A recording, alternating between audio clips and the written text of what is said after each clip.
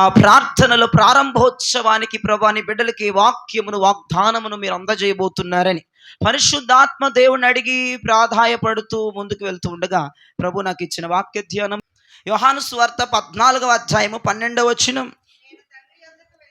నేను తండ్రి వద్దకు వెళుతున్నాను కాబట్టి నేను చేసే క్రియలు నా మీద విశ్వాసం ఉంచేవాడు చేస్తాడు,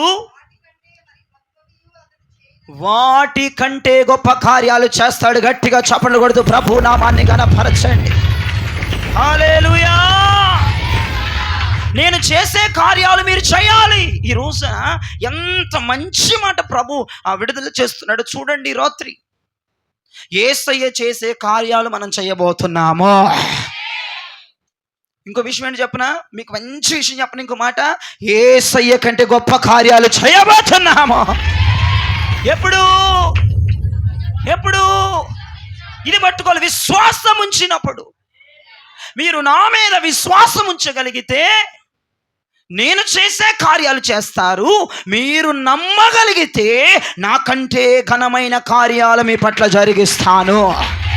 నేను చేసిన దానికంటే డబల్ కార్యాలు చేయబోతున్నావు. ఇది నా యేసయ్య చెప్పుచున్న నగ్న సత్యం. ఈ రోజున యేసయ్య కంటే గొప్ప కార్యాలు చేసే సంఘముగా దేవుడు మన సంఘమును అభిషేకించబోతున్నాడు. అక్కడ యేసయ్య చెప్పాడు, నేను చెప్తున్న మాటలవి కాదు, మీరు నా యందు విశ్వాసం ఉంచిన యెడల నేను చేసిన కార్యాలు చేస్తారు. కాదు కాదు, నాకంటే గొప్ప కార్యాలు చేస్తారు అన్నాడు ఆయన. ఇది ఒక క్రైస్తవుడు నమ్మవలసిన నగ్న సత్యం ఏంటంటే, యేసయ్య చేసిన కార్యాలకే అధిపతులు, పిలాతు, అక్కడ ఉన్న గవర్నమెంట్ షేక్ అయిపోయింది. యేసు ప్రభు ఉన్న కాలంలో యేసయ్య చేస్తున్న అద్భుతాలకి గవర్నమెంట్ పునాదులను కదిలిపించేశాడు దేవుడు. అక్కడ రాజుల నడికట్లు ఓడబీకాడు దేవుడు. అక్కడ రాజులకే దిక్కు దివానం లేదు ఆయన ముందు.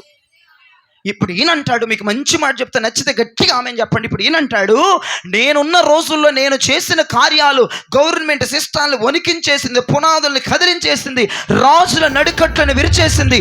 ఆగండి, కంగారు పడమాకండి. బీపీ షుగర్లు ఉన్నాయా మీకు? ఆగండి, ఇంకా ముగించలేదు నీ మాట. మీరు చాలా జాగ్రత్తగా వినాలి. యేసు ప్రభు ఉన్నటువంటి కాలంలో గొప్ప కార్యాలు జరిగాయి. ఆయన కార్యాలు చూసి చచ్చునోడు బతికాడా, కుంటోడు లెగిచి నడిచాడా, గుడ్డోడు చూశాడా, చౌటోడు విన్నాడా, చాంద్ర రోగం కలిగినోడు స్వస్థత పొందాడా, కుష్టి రోగాలు పోయాయా? ఇక రకరకములైనటువంటి, ఒకటి కాదు రకరకాలైన కార్యాలు చేశాడు. ఆ కార్యాలకి అధికారులకి తల తెక్కెక్కేసింది. వాళ్ళకి ఏం అర్థం అవ్వట్లేదు, ఈయనేంటి ఇలా కార్యాలు చేస్తున్నాడు. ఆయన పట్టుకుందామని చూసి, ఆయన పట్టుకుందామన్నా వాళ్ళ వల్ల కాక భయంకరంగా గవర్నమెంట్ చెమటలు పట్టించాడు. గవర్నమెంట్కు దేవుడు ఆయన ఉన్న కాలంలో గొప్ప గొప్ప అధికారులకి చెమటలు పట్టిన ఆయన చేస్తున్న కార్యాలను చూసి ఇప్పుడు ఆయన అంటాడు, ఆ రోజుల్లో ఆ కార్యాలు చేస్తే పెద్ద గవర్నమెంట్ పునాదులు కదిలిపోయి, రాజులు షేక్ అయిపోయి, మంత్రులు షేక్ అయిపోయి, అధికారులు షేక్ అయిపోయారు. ఇప్పుడు ఈయనంటాడు, నేను చేసిన కార్యాల కంటే మీరు డబల్గా చేయబోతున్నారు. ఈ భూమిని షేకాడించే కార్యాలు దేవుడిని ద్వారా చెయ్యాలని ఆశపడుతున్నాడు. ఈ భూమికి ఉన్న పునాదులు కదిలిపోవడానికి, వాడి రాజ్యాలు, అపవాదికి ఉన్న పునాదులు, వాడి రాజ్యాలు, ఆకాశ మండల దురాత్మ శక్తుల ప్రభావాలు ఊడి కింద పడిపోవడానికే దేవుడు నిన్ను ఫలముగా అభిషేకించబోతున్నాడు ఈ రాత్రి. నాకంటే ఘనమైన కార్యాలు అనండి ఒకసారి మాట. ఎవరంటున్నారు ఈ మాట? యేసయ్య అని అంటున్నాడు. అమ్మా, యేసయ్య కంటే గొప్ప అయిపోవక్కర్లేదు అయ్య గారు, నువ్వేం అటువంటి మాటలు మాట్లాడాల్సిన అవసరం లేదు. యేసు ప్రభువే చెప్తున్నాడు, డైరెక్ట్గానే చెప్తున్నాడు, మీరు నా యందు విశ్వాసం ఉంచితే నేను చేసిన కార్యాలు చేస్తారు అంటాడు. రెండో మాట ఎంత బాగా నచ్చిందో, నాకంటే గొప్ప కార్యాలు చేస్తారు అన్నాడు ఆయన. ఈ మాటకి పిచ్చెక్కిపోయింది నాకు అసలు. యేసయ్య కంటే గొప్ప కార్యాలట. అబ్బాబ్బాబ్బా, ఇది ఒక వాగ్దానంగా తీసుకోండి, ఇది ఒక ప్రవచనంగా తీసుకోండి. మనము గొప్ప కార్యాలు చేయబోతున్నాము, మనము గొప్ప కార్యాలు చూడబోతున్నాము. హల్లెలూయా, హల్లెలూయా.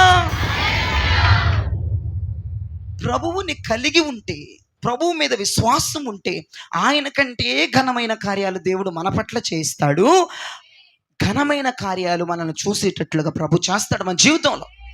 యేసయ్య కంటే అసలు యేసయ్య కార్యాలు పిచ్చెక్కిపోయే కార్యాలు, అంతకంటే గొప్ప కార్యాలంటే ఇక మరి చూడండి, అంతకంటే అద్భుతమైన కార్యాలంటే ఇక మరి చూడండి.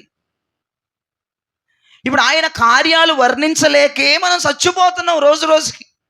ఎన్ని సంవత్సరాలు గడిచిపోతున్నా, గంటలు గడిచిపోతున్నా, రోజులు గడిచిపోతున్నా, వారాలు గడిచిపోతున్నా ఆయన అద్భుతాలను మనం ఇంకా పూర్తిగా అసలు వివరించుకోలేకపోతున్నాం. అన్ని గొప్ప కార్యాలు చేశాడు. ఆయన కంటే గొప్ప కార్యాలు చేసే వ్యక్తులుగా మారుస్తానంటే ఒక క్రైస్తవుడు, ఒక ఆత్మీయుడు ఎగిరి గంతులు వేయవలసినటువంటి ఈ ఉపవాస ప్రార్థనలో ఏదో నీరసం మోకాలు పెట్టుకొని కూర్చోవడం కాదు, కానీ ఒక పెద్ద పండగ ఇక్కడ జరుగుతున్నట్లే మనం గెంతులు వేయాల్సినటువంటి అవసరం ఉంది రాత్రి. ఎందుకంటే ఆయన కంటే గొప్ప కార్యాలు చేయటానికి దేవుడు మొదటి రోజే మన పట్ల డోర్స్ ఓపెన్ చేసేసాడు. ఆయన కంటే గొప్ప కార్యాలు మనం చూడటానికి ఆయన డోర్స్ ఓపెన్ చేసి పెట్టాడు నీ కొరకు. ఈ పూట ఎవరు ఘనమైన కార్యాలు చేయబోతున్నారో, ఎవరు ఘనమైన కార్యాలు చూడబోతున్నారో మీ ఎదురున్న బౌల్స్ డిసైడ్ చేస్తాయి. హల్లెలూయా, హల్లెలూయా.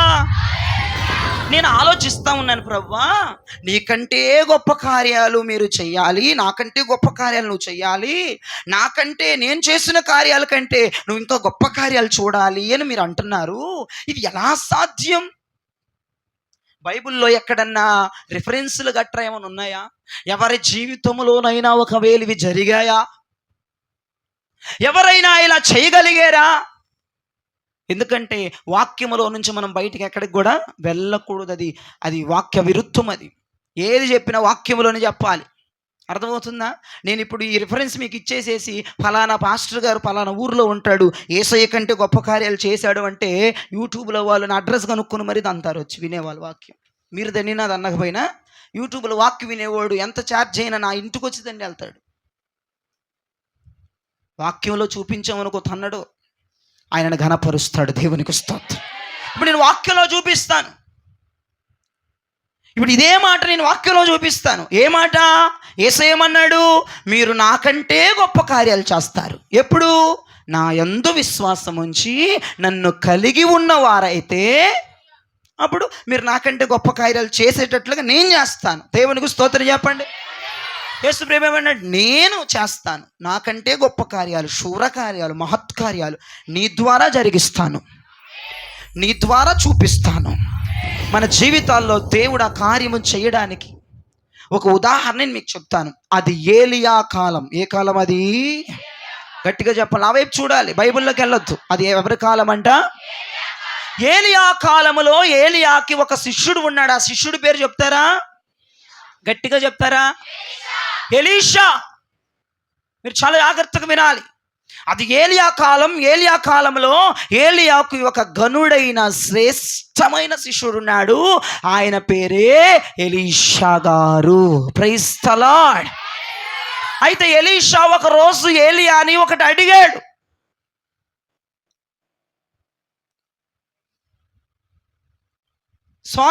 ఏలియానే ఎలీషాను ఒకటి అడిగాడు. ఏమని? నీకు నా దగ్గర నుంచి ఏం కావాలి?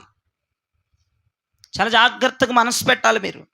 నా దగ్గర నుంచి నీకు ఏమి కావాలి అని అడిగినప్పుడు ఈయనేమడిగా టక్కుని గుక్క తిప్పుకోకుండా వెంటనే మాట్లాడిన మాట, నీ అభిషేకములో 2 పార్లు నాకు అభిషేకము కావాలి. హల్లెలూయా. నాకు నీ నుండి 2 పార్ల అభిషేకం కావాల్సిందే. నిజంగా ఎలీషా అడిగినట్లుగా ఏలియా అనుగ్రహించటం జరిగింది. హల్లెలూయా. ఎన్ని పార్లు అభిషేకం పొందుకున్నాడు ఎలీషా? 2 పార్లు అభిషేకము ఏలియా మీద నుంచి ఎలీషా మీదకు దిగి వచ్చింది. దేవునికి మహిమ కలుగునుగా, దేవునికి ఘనత కలుగునుగా. అందుకే నా వైపు చూస్తూ వినండి. ఏలియా ఒకంతు కార్యాలు చేస్తే ఎలీషా గొప్ప కార్యాలు చేయగలిగాడు. ఏలియా ఒకంతే చేశాడు. ఏలియా కంటే ఏలియా శిష్యుడు 2 అంతుల కార్యాలు చేశాడు. కారణం 2 పార్ల అభిషేకం. ఇప్పుడు సరిపోయిందా? దీనికి దానికి మ్యాచింగ్. యేసుప్రభు ఏమన్నాడు? మీరు నా యందు విశ్వాసం ఉంచితే నేను చేసే కార్యాలు కదా నాకంటే గొప్ప కార్యాలు అన్నాడు. ఇక్కడ చూడండి అంటే ఎలీషా ఏలియా మీద విశ్వాసం ఉంచాడు కాబట్టి ఏలియా చేసిన కార్యాల కంటే గొప్ప కార్యాలు చెయ్యగలిగాడు. హల్లెలూయా. నేను అంటాను, అభిషేకం పెరుగుతున్న కొలది అద్భుతాలు పెరగబోతున్నాయి. ఎంత అభిషేకం పొందుతావో అంత గొప్ప అద్భుతాలు నీ జీవితంలో చూడబోతున్నావు. ఎంత గొప్ప అభిషేకం అనుభవిస్తావో అంత గొప్ప కార్యాలు నీ కుటుంబంలో చూడబోతున్నావు. ఎలీషా 2 పార్లు అభిషేకం పొందాడు కాబట్టి ఏలియా చేసిన అద్భుతాల కంటే ఎలీషా చేసిన అద్భుతాలు వామ్మో అన్నట్లుగా ఉన్నాయి, ఆశ్చర్యానికి గురి చేసినట్లుగా ఉన్నాయి. డబల్ పోర్షన్ అనాయింటింగ్ పొందుకున్నారు, అన్ని డబల్గానే చేస్తారు. అద్భుతాలు చూస్తారు, సూచక్రియలు చూస్తారు, మహత్కార్యాలు చూస్తారు. చెప్పండి, ఏలియా చేసిన దానికంటే 2 ఆకులు ఎక్కువే చేశాడు. ఎవరు? కారణం ఏంటి? అభిషేకం.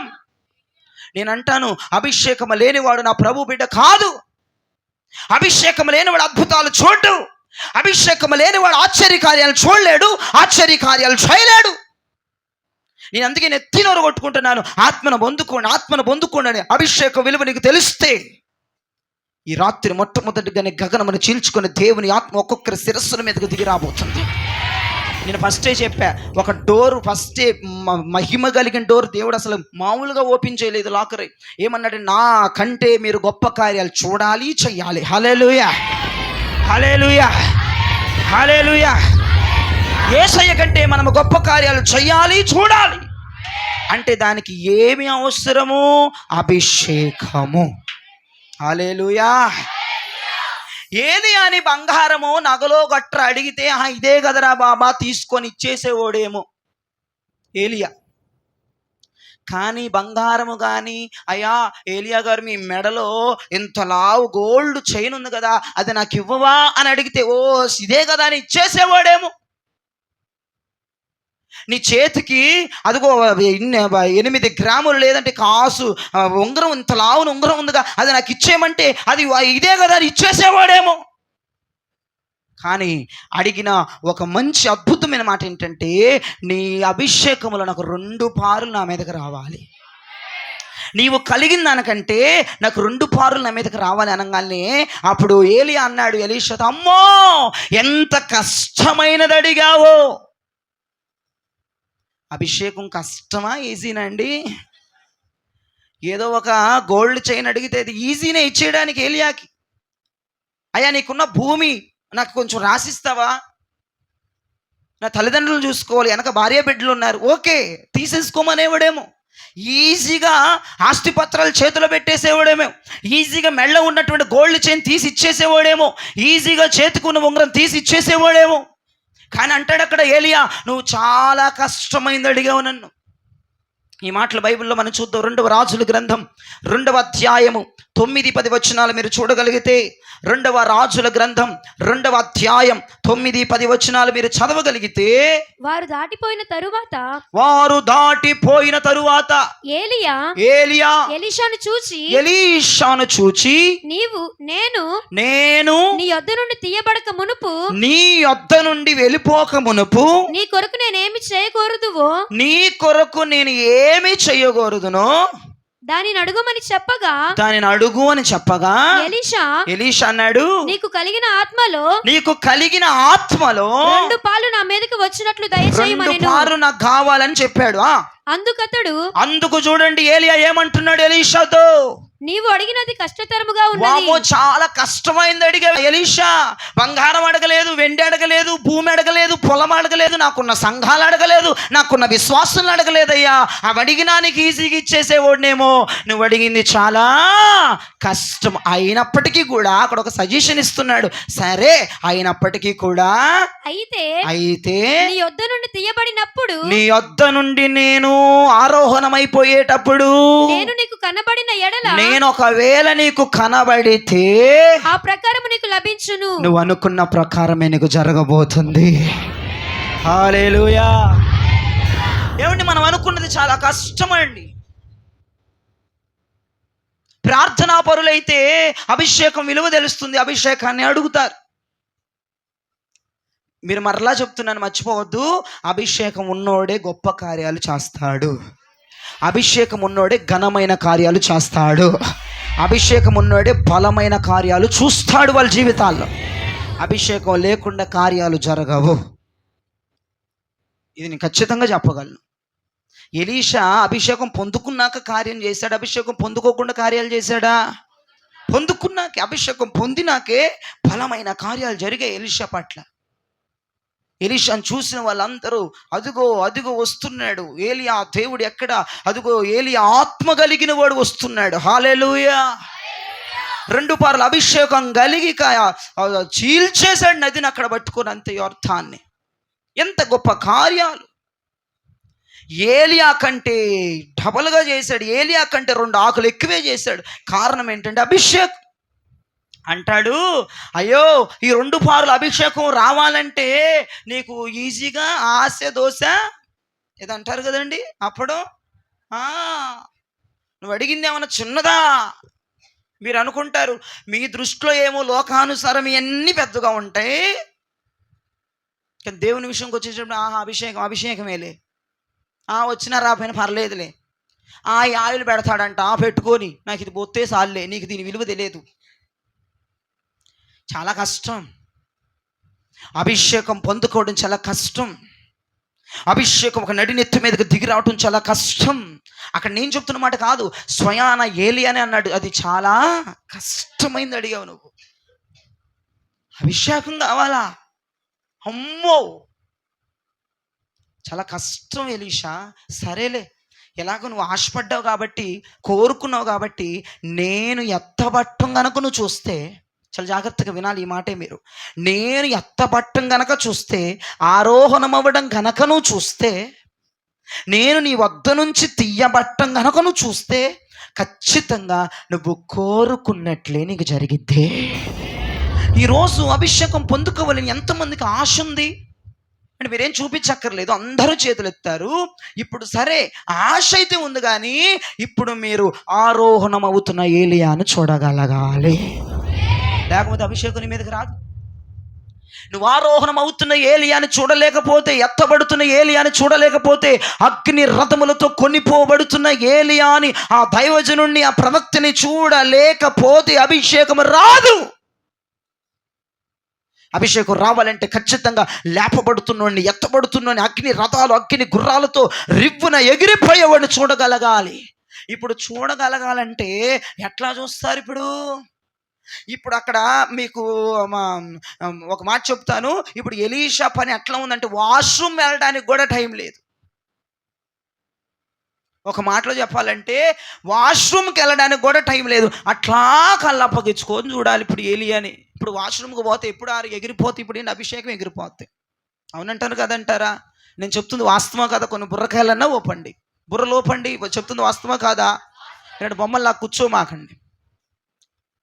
ఇప్పుడు ఎలీషా ఎక్కడికి కదలటానికి లేదు. ఏదైనా దోమ కొడుతున్న ఇట్లా తిరిగి ఇలా కొట్టుకుంటే ఎప్పుడు ఎగిరిపోతాడో తెలియని పరిస్థితి. కొంచెం ఏదైనా కంటి మీద కొనుక్కొచ్చిట్ట కొనికేస్తే ఎప్పుడు ఎగిరిపోతాడో తెలియని పరిస్థితి.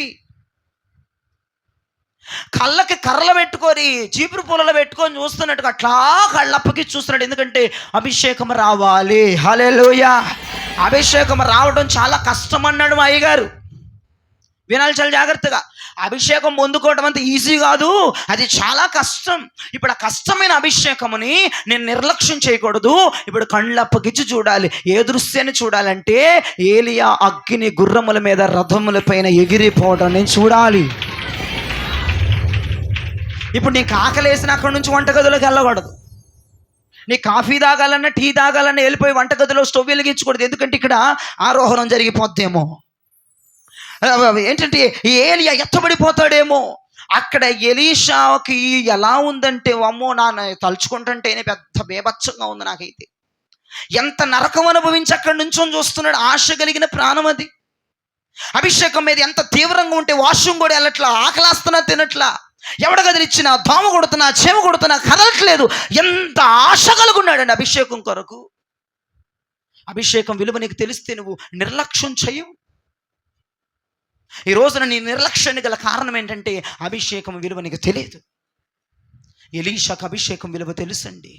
ఎందుకంటే ఏలియా చేస్తున్న సూచక క్రియల దగ్గరుండి చూసిన వ్యక్తి ఆయన.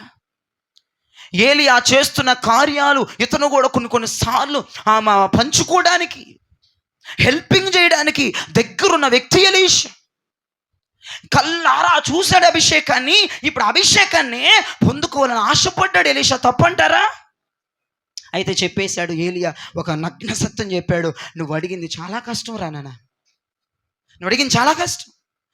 నేను చెయ్యలేని పని నువ్వు నన్ను అడిగావు, నేను ఇవ్వలేనిది నువ్వు నన్ను అడిగావు. ఈ భూమి మీద ఏదన్నా అడిగితే నీకు నిమిషాల్లో తెచ్చి పెట్టేది. నువ్వు ఈ భూమి మీద ఏది కోరుకున్నా, బిర్యానీ కోరుకుంటావో, దమ్ము కోరుకుంటావో, ఇంక ఇల్లు కోరుకుంటావో, ఆస్తి కోరుకుంటావో, నగలు కోరుకుంటావో, నువ్వు బతికినంత కాలు బతకడానికి ఏదన్నా వ్యాపారం కోరుకుంటావో, ఏదన్నా ఇచ్చావండి ఎలీషా. నువ్వు అడిగింది చాలా కష్టమైనదిరా తమ్ముడా, నేను కూడా ఇవ్వలేనిదిరా. ఇప్పుడు నేను అంటున్నాడు, అలా అంటూనే అన్నాడు, నువ్వు గనక నన్ను చూస్తే నువ్వు కోరుకున్నట్టే జరిగిద్ది. అదొక్క మాట చెప్పాడు. నేను ఇంక అంతకు మించి ఏమీ సజెషన్ ఇచ్చాడంతే. నువ్వు నన్ను చూడగలిగితే నువ్వు పొందుకుంటావు, లేకపోతే లేదు. నువ్వు కోరుకున్నట్టు జరగాలి అంటే, నువ్వు కోరుకున్నట్టు అవ్వాలి అంటే, నువ్వు ఆశపడినట్టు అవ్వాలి అంటే, ఈ రాత్రి నేను చెప్తున్నాను చూడండి, మీ గుండెల్లో ఏ ఆశ అయితే ఉందో ఆ ఆశ నెరవేరపడాలి అంటే ఏలియా ఆరోహణం అవటం నువ్వు చూడగలగాలి. ఏలియా మన వద్ద నుంచి తీయబట్టం నువ్వు చూడగలగాలి. ఏలియా ఎత్తబడటం నువ్వు చూడగలగాలి. చూడగలగాలంటే నిర్లక్ష్యమైనటువంటి శరీరముతో, నిర్లక్ష్యమైనటువంటి పద్ధతిలో ఉంటే నీకు అభిషేకం రాదు. నిర్లక్ష్యము వహించొద్దు, నిర్లక్ష్యమని మీ వద్ద ఉంచుకోవద్దు. నేను చెప్తున్నాను, ఈ 21 రోజులు, ఇంకా మిగిలి ఉన్న 20 రోజులు కూడా నువ్వు నిర్లక్ష్యంగా మందిరానికి వచ్చావా, నువ్వు నిర్లక్ష్యంగా కూర్చున్నావా, ఎక్కడ వేసిన గొంగల నీ జీవితం అక్కడే ఉంటుంది. నేను ఒకటి చెప్తున్నాను వినండి, కళ్ళు అప్పగించి చూడాలి, ఒంటి నిండా కళ్ళు పెట్టుకొని చూడాలి ఆరోహణం అవుతున్న దృశ్యాన్ని. ఈ నిమిషం వేస్ట్ అయిపోతే ఏమైపోద్దు, అమ్మో ఈ నిమిషం వేస్ట్ అయిపోతే ఏమైపోద్దు, కంటి మీద కునుకొస్తే అక్కడ ఎత్తబడిపోతారేమో, కిందకి వెళ్ళి దిగి వచ్చే లోపు నాకు అభిషేకం పోయిద్దేమో, అమ్మో ఒక్కడికి ఇక్కడ లేకపోతే నాకు అదృష్టం కాలదనుకున్నట్లే. ఏమీ చేయలేము. నీకు ఎన్ని ప్రాబ్లమ్స్ ఉన్నా, ఎన్ని శ్రమలున్నా, ఎంత కష్టమున్నా నువ్వు కళ్ళు అప్పగించుకొని చూడాల్సిందే. ఇది నువ్వు అడిగింది కష్టమైనది, అది ఈజీ కాదు. నువ్వేదో నిర్లక్ష్యంగా ఉన్నావు వచ్చేస్తుంది అంటానికి ఈజీ కాదది. ఇది నిర్లక్ష్యానికి తావు లేని అభిషేకం. ఇది కొంచెం నిర్లక్ష్యంగా ఉన్న దెబ్బ పడిపోద్ది నీ మీద, కన్ను రెప్ప మూసిన దెబ్బ పడిపోద్ది నీ మీద. నీ అవసరత లేదన్నా 1 నిమిషం 2 నిమిషాలు నీ అవసరాలు తీర్చుకొని వచ్చిన దెబ్బ పడిపోద్ది. కుదరని పని, ఒక టఫ్ అక్కడ కాంపిటీషన్ జరిగిపోతుంది. ఎలీషా అలానే చూస్తున్నాడు. గంటల సమయం అయిపోతుంది, గంటల సమయం అయిపోతుంది. అక్కడ చూస్తే ఎలీషాకు బోల్డ్ పనులున్నాయి. ఆ పనులు కూడా దాటిపోతున్నాయి. గంటలు చూస్తున్నాడు. వామ్మో, నేను చిన్నగా వెనక్కి తిరిగితే ఏమైపోద్దు, చిన్నగా వెనక్కి వెళ్ళిపోతే ఏమైపోద్దు, మా ఇంటికి వెళ్ళి వస్తే ఏమైపోద్దు, లేదంటే ఎవరితో మాట్లాడితే ఏమైపోద్దు, అమ్మో ఇప్పుడు ఏమైపోద్దు, నేను అలానే మనసులో ఆలోచిస్తున్నాడు. కళ్ళు అలానే అప్పగించి చూస్తున్నాడు. ఏలియా చెప్పకనే చెప్పాడు, నీ మనసులో ఉన్నది నెరవేరాలంటే నువ్వు నన్ను చూడాలి. Praise the Lord. నువ్వు నన్ను చూడాలి. Praise the Lord. హల్లెలూయా. నువ్వు అభిషేకం పొందాలన్నా, చాలా జాగ్రత్తగా వినాలి, నువ్వు అభిషేకం పొందాలన్నా, నీ జీవితంలో అద్భుతాలు జరగాలన్నా ఏలియా కొనిపోబట్టను నువ్వు చూడగలగాలి. నువ్వు అభిషేకం పొందాలన్నా, నీ జీవితంలో ఘనమైన కార్యాలు జరగాలన్నా ఏలియా నీ వద్ద నుంచి ఎత్తబట్టను చూడగలగాలి. ఒక ముక్కలో చెప్పాలంటే కొనిపోయేబడేంత వరకు, ఏలియా కొనిపోబడే అంతవరకు కనిపెట్టుకోవాలి, సహవాసములో ఉండాలి. ఒక్క క్షణం కూడా ఏలియాని ఎలీషా వదిలిపెట్టలేదు. ఫెలోషిప్ చాలా అవసరం, సహవాసం చాలా అవసరం. ఏలియాని ఎలీషా అంటి పెట్టుకొని ఉండడం చాలా అవసరం. ఎందుకు అవసరం అంటే అభిషేకం రావాలి, అద్భుతాలు జరగాలి. 2 ముక్కలు, అభిషేకం రావాలి, అద్భుతాలు జరగాలి. ఈ రాత్రి అవే గుర్తుపెట్టుకోండి. అభిషేకం నీ మీదకి వస్తే ఆ అభిషేకం నేను గొప్ప కార్యాలు చేసేటట్లుగా చేస్తుంది, గొప్ప కార్యాలు చూసేటట్లుగా చేస్తుంది. ఇప్పుడు అభిషేకం రావాలన్నా నీ జీవితంలో అద్భుతాలు జరగాలనేది మామూలు పని కాదది. ఇలా ఉండాలి. ఒక్క క్షణము కూడా ఏలియాని విడిచిపెడితే ఏమైపోతుందోనన్న భయం నీ గుండెల్లో రగిలిపోవాలి. ఎక్కడ ఒక్క పూట ప్రార్థనకు మిస్ అయిపోతే, ఒక్క గంట ప్రార్థన విడిచిపెడితే ఏమైపోద్దా నా బ్రతుకన్నట్లుగా ఈ సహవాసానికి ఫెవికిక్ వేసుకుంటారు. ఫెవికిక్ గట్టిగా అతుక్కుపోతారు. ఇంకా దానికంటే ఎక్కువగా అతుక్కుపోయేది ఏమైనా భూమి మీద ఉందేమో అది అప్లై చేసుకున్నట్లు ఉండిపోండి.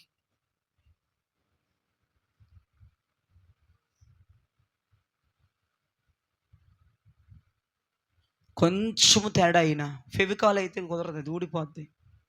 మా పుస్తకాలకు అతికించుకునే వాళ్ళం. ఫెవికాల్ అతికించుకుంటే వారానికే లెగిసి వచ్చేది అట్టముక్క. అంటే ఈ పూసేసుకుంటారు. ఇప్పుడు కొట్లకి వెళ్ళి తెచ్చేసుకొని పూసేసుకుంటారా? ఇక్కడ గోళ్ళకు పూసేసుకొని ఎట్టు ఉండిపోతారు ఇక. అది కాదు నేను చెప్తాను వినండి. ఆత్మసత్యం చెప్తాను వినండి. ఫెవికాల్ ఫెవిస్టిక్ అంటాడు ఏంటి, అవి వేసుకొని ఎక్కడ అతుకుపోమంటాడు, తిండి నిద్ర. అప్పుడు నేనేంటంటే ఎముకలు కూడా ఉంటుంది 31కి. ఏదైనా మాంసం ఏదైనా ఆయనకి. నేను ఆ ఉద్దేశంతో కాదు నేను చెప్పేది. యేసయ్యతో ఉండవలసిన బంధం ఎలాగంటే అసలు మామూలుగా కాదు. అసలు ఉన్నాడండి ఎలీషా ఏలియాతో. ఏలియాని ఇటు కదలనివ్వట్ల, ఇటు కదిలితే అమ్మో ఏమయ్యా కాలు కదిలిపోతుంది, ఎత్తపడిపోతున్నా, చేయి కదిలిపోతున్నా ఏంటయ్యా, అమ్మో గాలి ఎక్కడి నుంచి వచ్చేస్తుంది. అసలు ఏలియా, నేను అనుకుంటున్నాను, నేను సందర్భం బైబిల్లో రాసిలేదు కానీ, ఏలియా అమ్మో వీడికి ఎంత ఆశరా బాబు, ఒళ్ళంతా కళ్ళు పెట్టుకొని చూస్తున్నాడు ఏలియాని. ఒళ్ళంతా, ఈ 2 కళ్ళే కాదు, ఒళ్ళంతా కళ్ళు. ఏలియా ఏలు గలిపినా ఆ ఏలు వైపు చూస్తున్నాడంట. ఏలియా జుట్టు ఎగిరినా జుట్టు వైపు చూస్తున్నాడంటే వెళ్ళిపోతున్నాడేమో. అసలు చూడండి, నేను చెప్తున్నానండి, ఇక్కడ కూర్చొని చెప్తున్నా, నాకు ఆ ఫీలింగ్ ఎలా ఉందంటే భయంకరంగా. అసలు ఎంత అతుక్కుపోయాడో చూడండి ఎలీషా. ఆ మాట చెప్పంగానే అతుక్కుపోయాడు. ఇక వెళ్ళట్లేదు, కొంచెం కూడా జరగట్లేదు. ఆయన పక్కనే అతుక్కుపోయాడు, ఆయన పక్కనే ఉన్నాడు. ఏలు గదిపిన చూస్తున్నాడు, జుట్టు గదిలిన చూస్తున్నాడు, కాలు గలిపిన చూస్తున్నాడు. ఏలియా శరీరంలో కదలికలన్నీ గమనిస్తున్నాడు. ఏలియా కొంత నవ్వుకొని ఉండొచ్చు, కొంత వాము ఇంత పిచ్చాయిడికి అభిషేకం అంటేనని ఆశ్చర్యపోయి ఉండొచ్చు, నవ్వుకొని ఉండొచ్చు, ఆశ్చర్యానికి గురవ్వచ్చు. కానీ నేను చెప్తాను, కనిపెట్టుకుని ఉండటంలో, సహవాసముతో ఉండటంలో, ఒక్క క్షణం కూడా సహవాసముల నుండి బయటికి వెళ్ళలేని కృప ఈ రాత్రును పొందుకుంటే 2 పార్ల అభిషేకం రివ్వున ఎగిరిని తల మీదగా దిగిరాబోతుంది. తదుపరి యేసయ్య కంటే గొప్ప కార్యాలు చేయడానికి, యేసయ్య కంటే గొప్ప కార్యాలు చూడడానికి నీ మీదకు దిగి వచ్చే అభిషేకం నీకు సహాయం చేయబోతుంది. హల్లెలూయా. సహవాసం, ఫెలోషిప్ చాలా అవసరం. యేసయ్యతో నీవు కలిగి ఉండవలసిన సహవాసం, యేసయ్యతో నువ్వు కలిగి ఉండవలసినటువంటి అనుబంధం, యేసయ్యతో నువ్వు కలిగి ఉండవలసినటువంటి ఫెలోషిప్ ఎలా ఉండాలంటే, ఒక్క క్షణమైనా ఏంటంటే, ఒక్క క్షణమైనా పూటే యేసయ్యను వదిలేస్తున్నారు. పోట్లే, వారాలే. మీ భక్తి ఒక్కసారి మీరు జ్ఞాపకం చేసుకోండి. ఒక్క క్షణం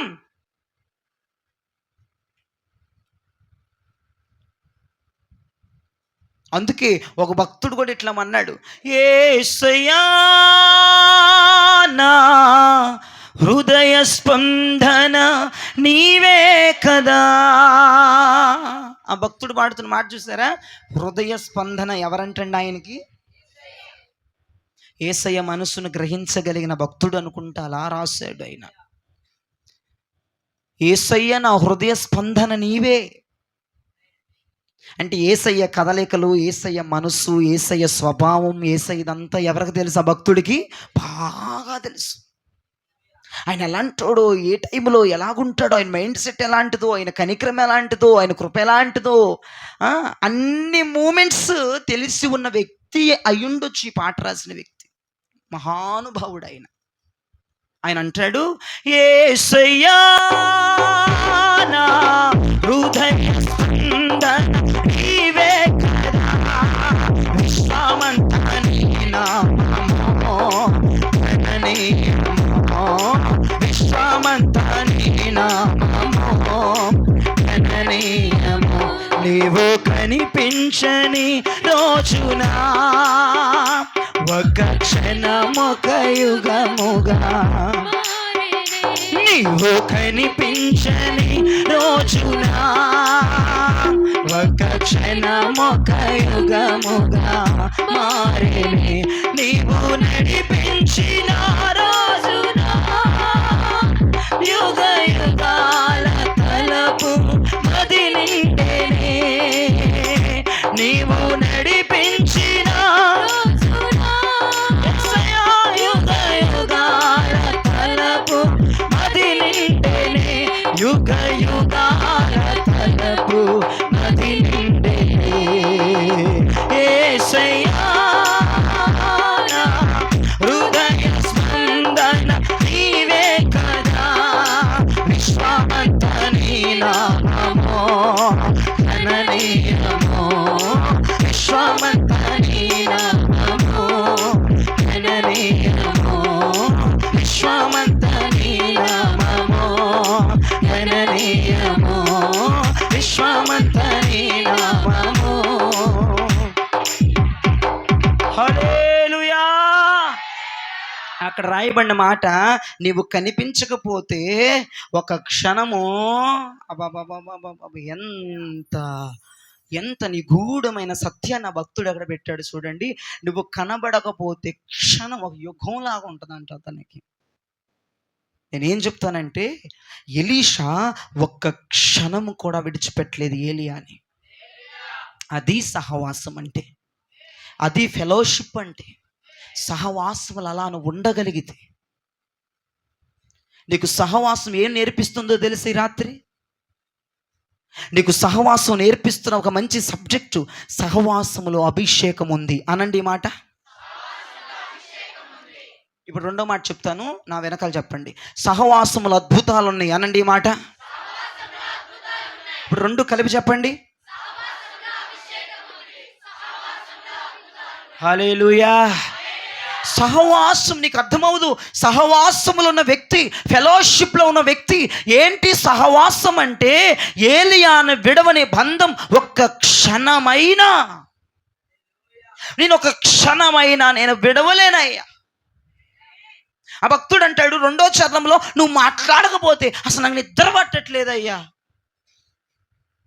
నువ్వు మాట్లాడిన రోజున పచ్చిక బయలే నా జీవితంలో అంటున్నాడు ఆ భక్తుడు.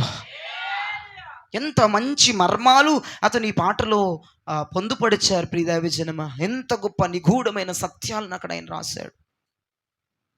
ఇటువంటి బంధం నీకుందా? ఏదో పాటే కదని పాట బాగానే పాడుతున్నావు, కానీ ఆ పాటలో ఉన్న అర్థం ఎంత లోతులోకి రాశాడు ఆ భక్తుడు. అసలు నువ్వు నన్ను పట్టించుకోపోతే, అసలు నేను నీ దగ్గర లేకపోతే, ఒక్క క్షణము యుగంలాగా నువ్వు నాతో మాట్లాడకపోతే నిద్ర పట్టదు, నిద్రహారాలు ఉండవు, తిండి తిప్పులు ఉండవయ్యా. నువ్వు నన్ను పట్టుకోని రోజు, నువ్వు నన్ను నడిపించిన రోజు ఏంటి ఒక గండం, ఏంటి ఒక యుగంలాగుందనిపిస్తుంది. ఒక్కొక్క క్షణం నరకం అనుభవిస్తానయ్యా నువ్వు లేకపోతే. నువ్వు నాతో మాట్లాడకపోతే ఒక్క క్షణమే నేను ఏదన్నా వేసుకొని చచ్చిపోవాలనిపిస్తుంది, లేదా ఏదో అయిపోవాలనిపిస్తుంది అయ్యా. అలా ఉంది నా మైండ్ సెట్ అని భక్తుడు రాస్తున్నాం. ఆ మాట వెనకాల ఇంత పరమార్థం దాగి ఉంది. ఒక్క క్షణం కూడా విడవలేనటువంటి బంధాన్ని కలుగున్నాడు ఆ భక్తుడు ప్రభుతో. అలా బంధము లేకపోతే ఆ పాట తన మదిలో నుంచి వచ్చేది కాదు ప్రియదైవ జనమా. ఒక్కొక్క పాట భక్తులు బయటికి వాళ్ళు పుస్తకంలో పొందుపరుస్తున్నారంటే, పేపర్ మీద వాళ్ళ హృదయంలో ఉన్న మాటలను బయటకు పెడుతున్నారంటే దానికి అర్థం ఏంటంటే వారు అలాగున ఉన్నారు కాబట్టి. హల్లెలూయా.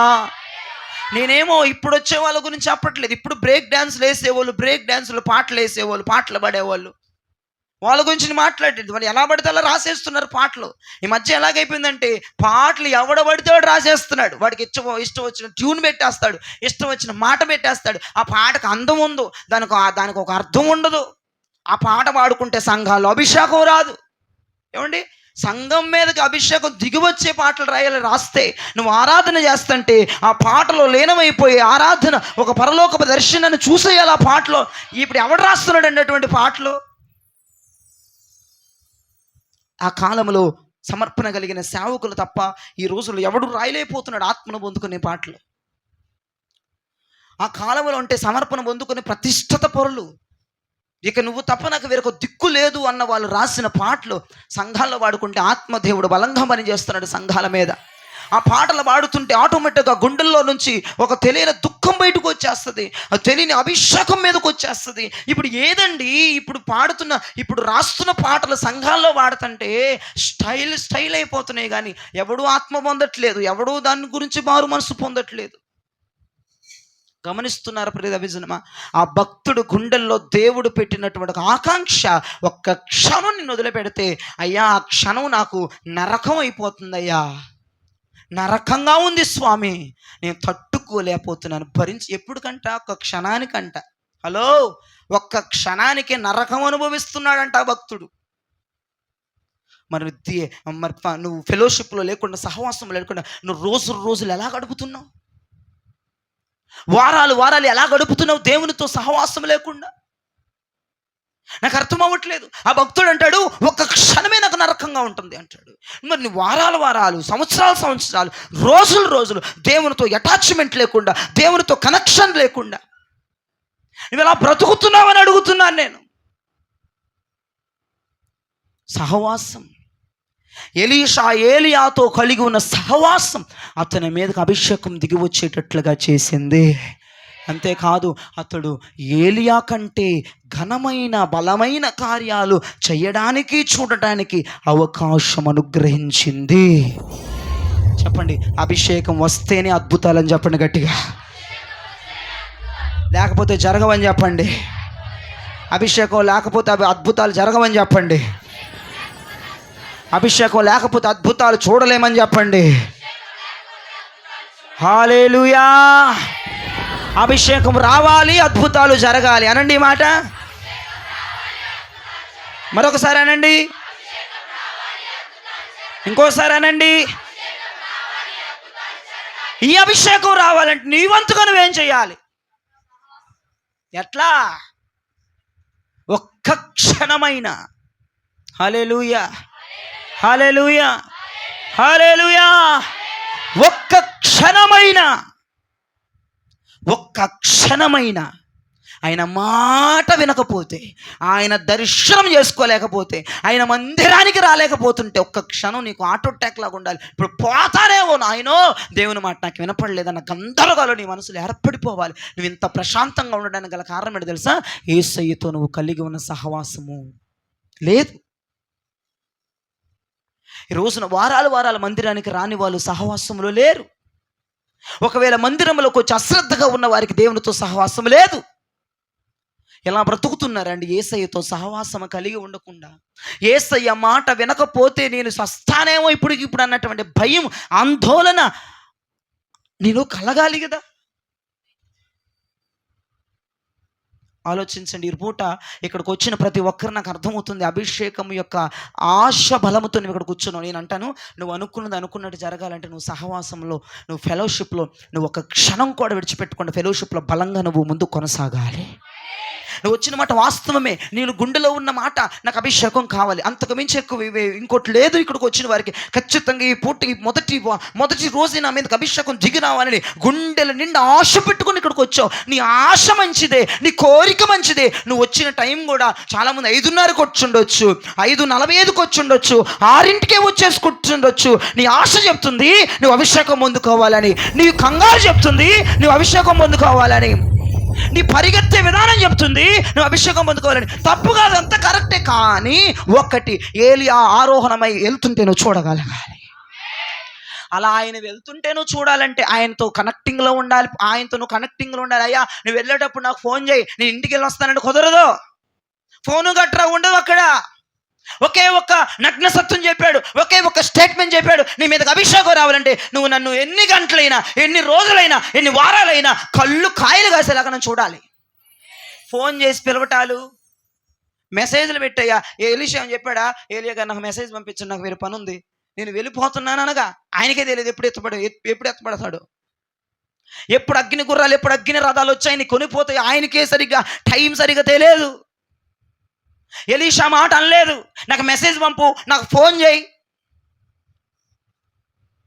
కొంతమంది మాట్లాడుకుంటూ ఉంటారు, అయ్యగారు అయ్యగారు వచ్చేసారు అని నాకు ఒక ఫోన్ కొట్టమ్మా, వస్తాను నేను. ఆమెకేమి లేదా స్వప్నార్థానికి?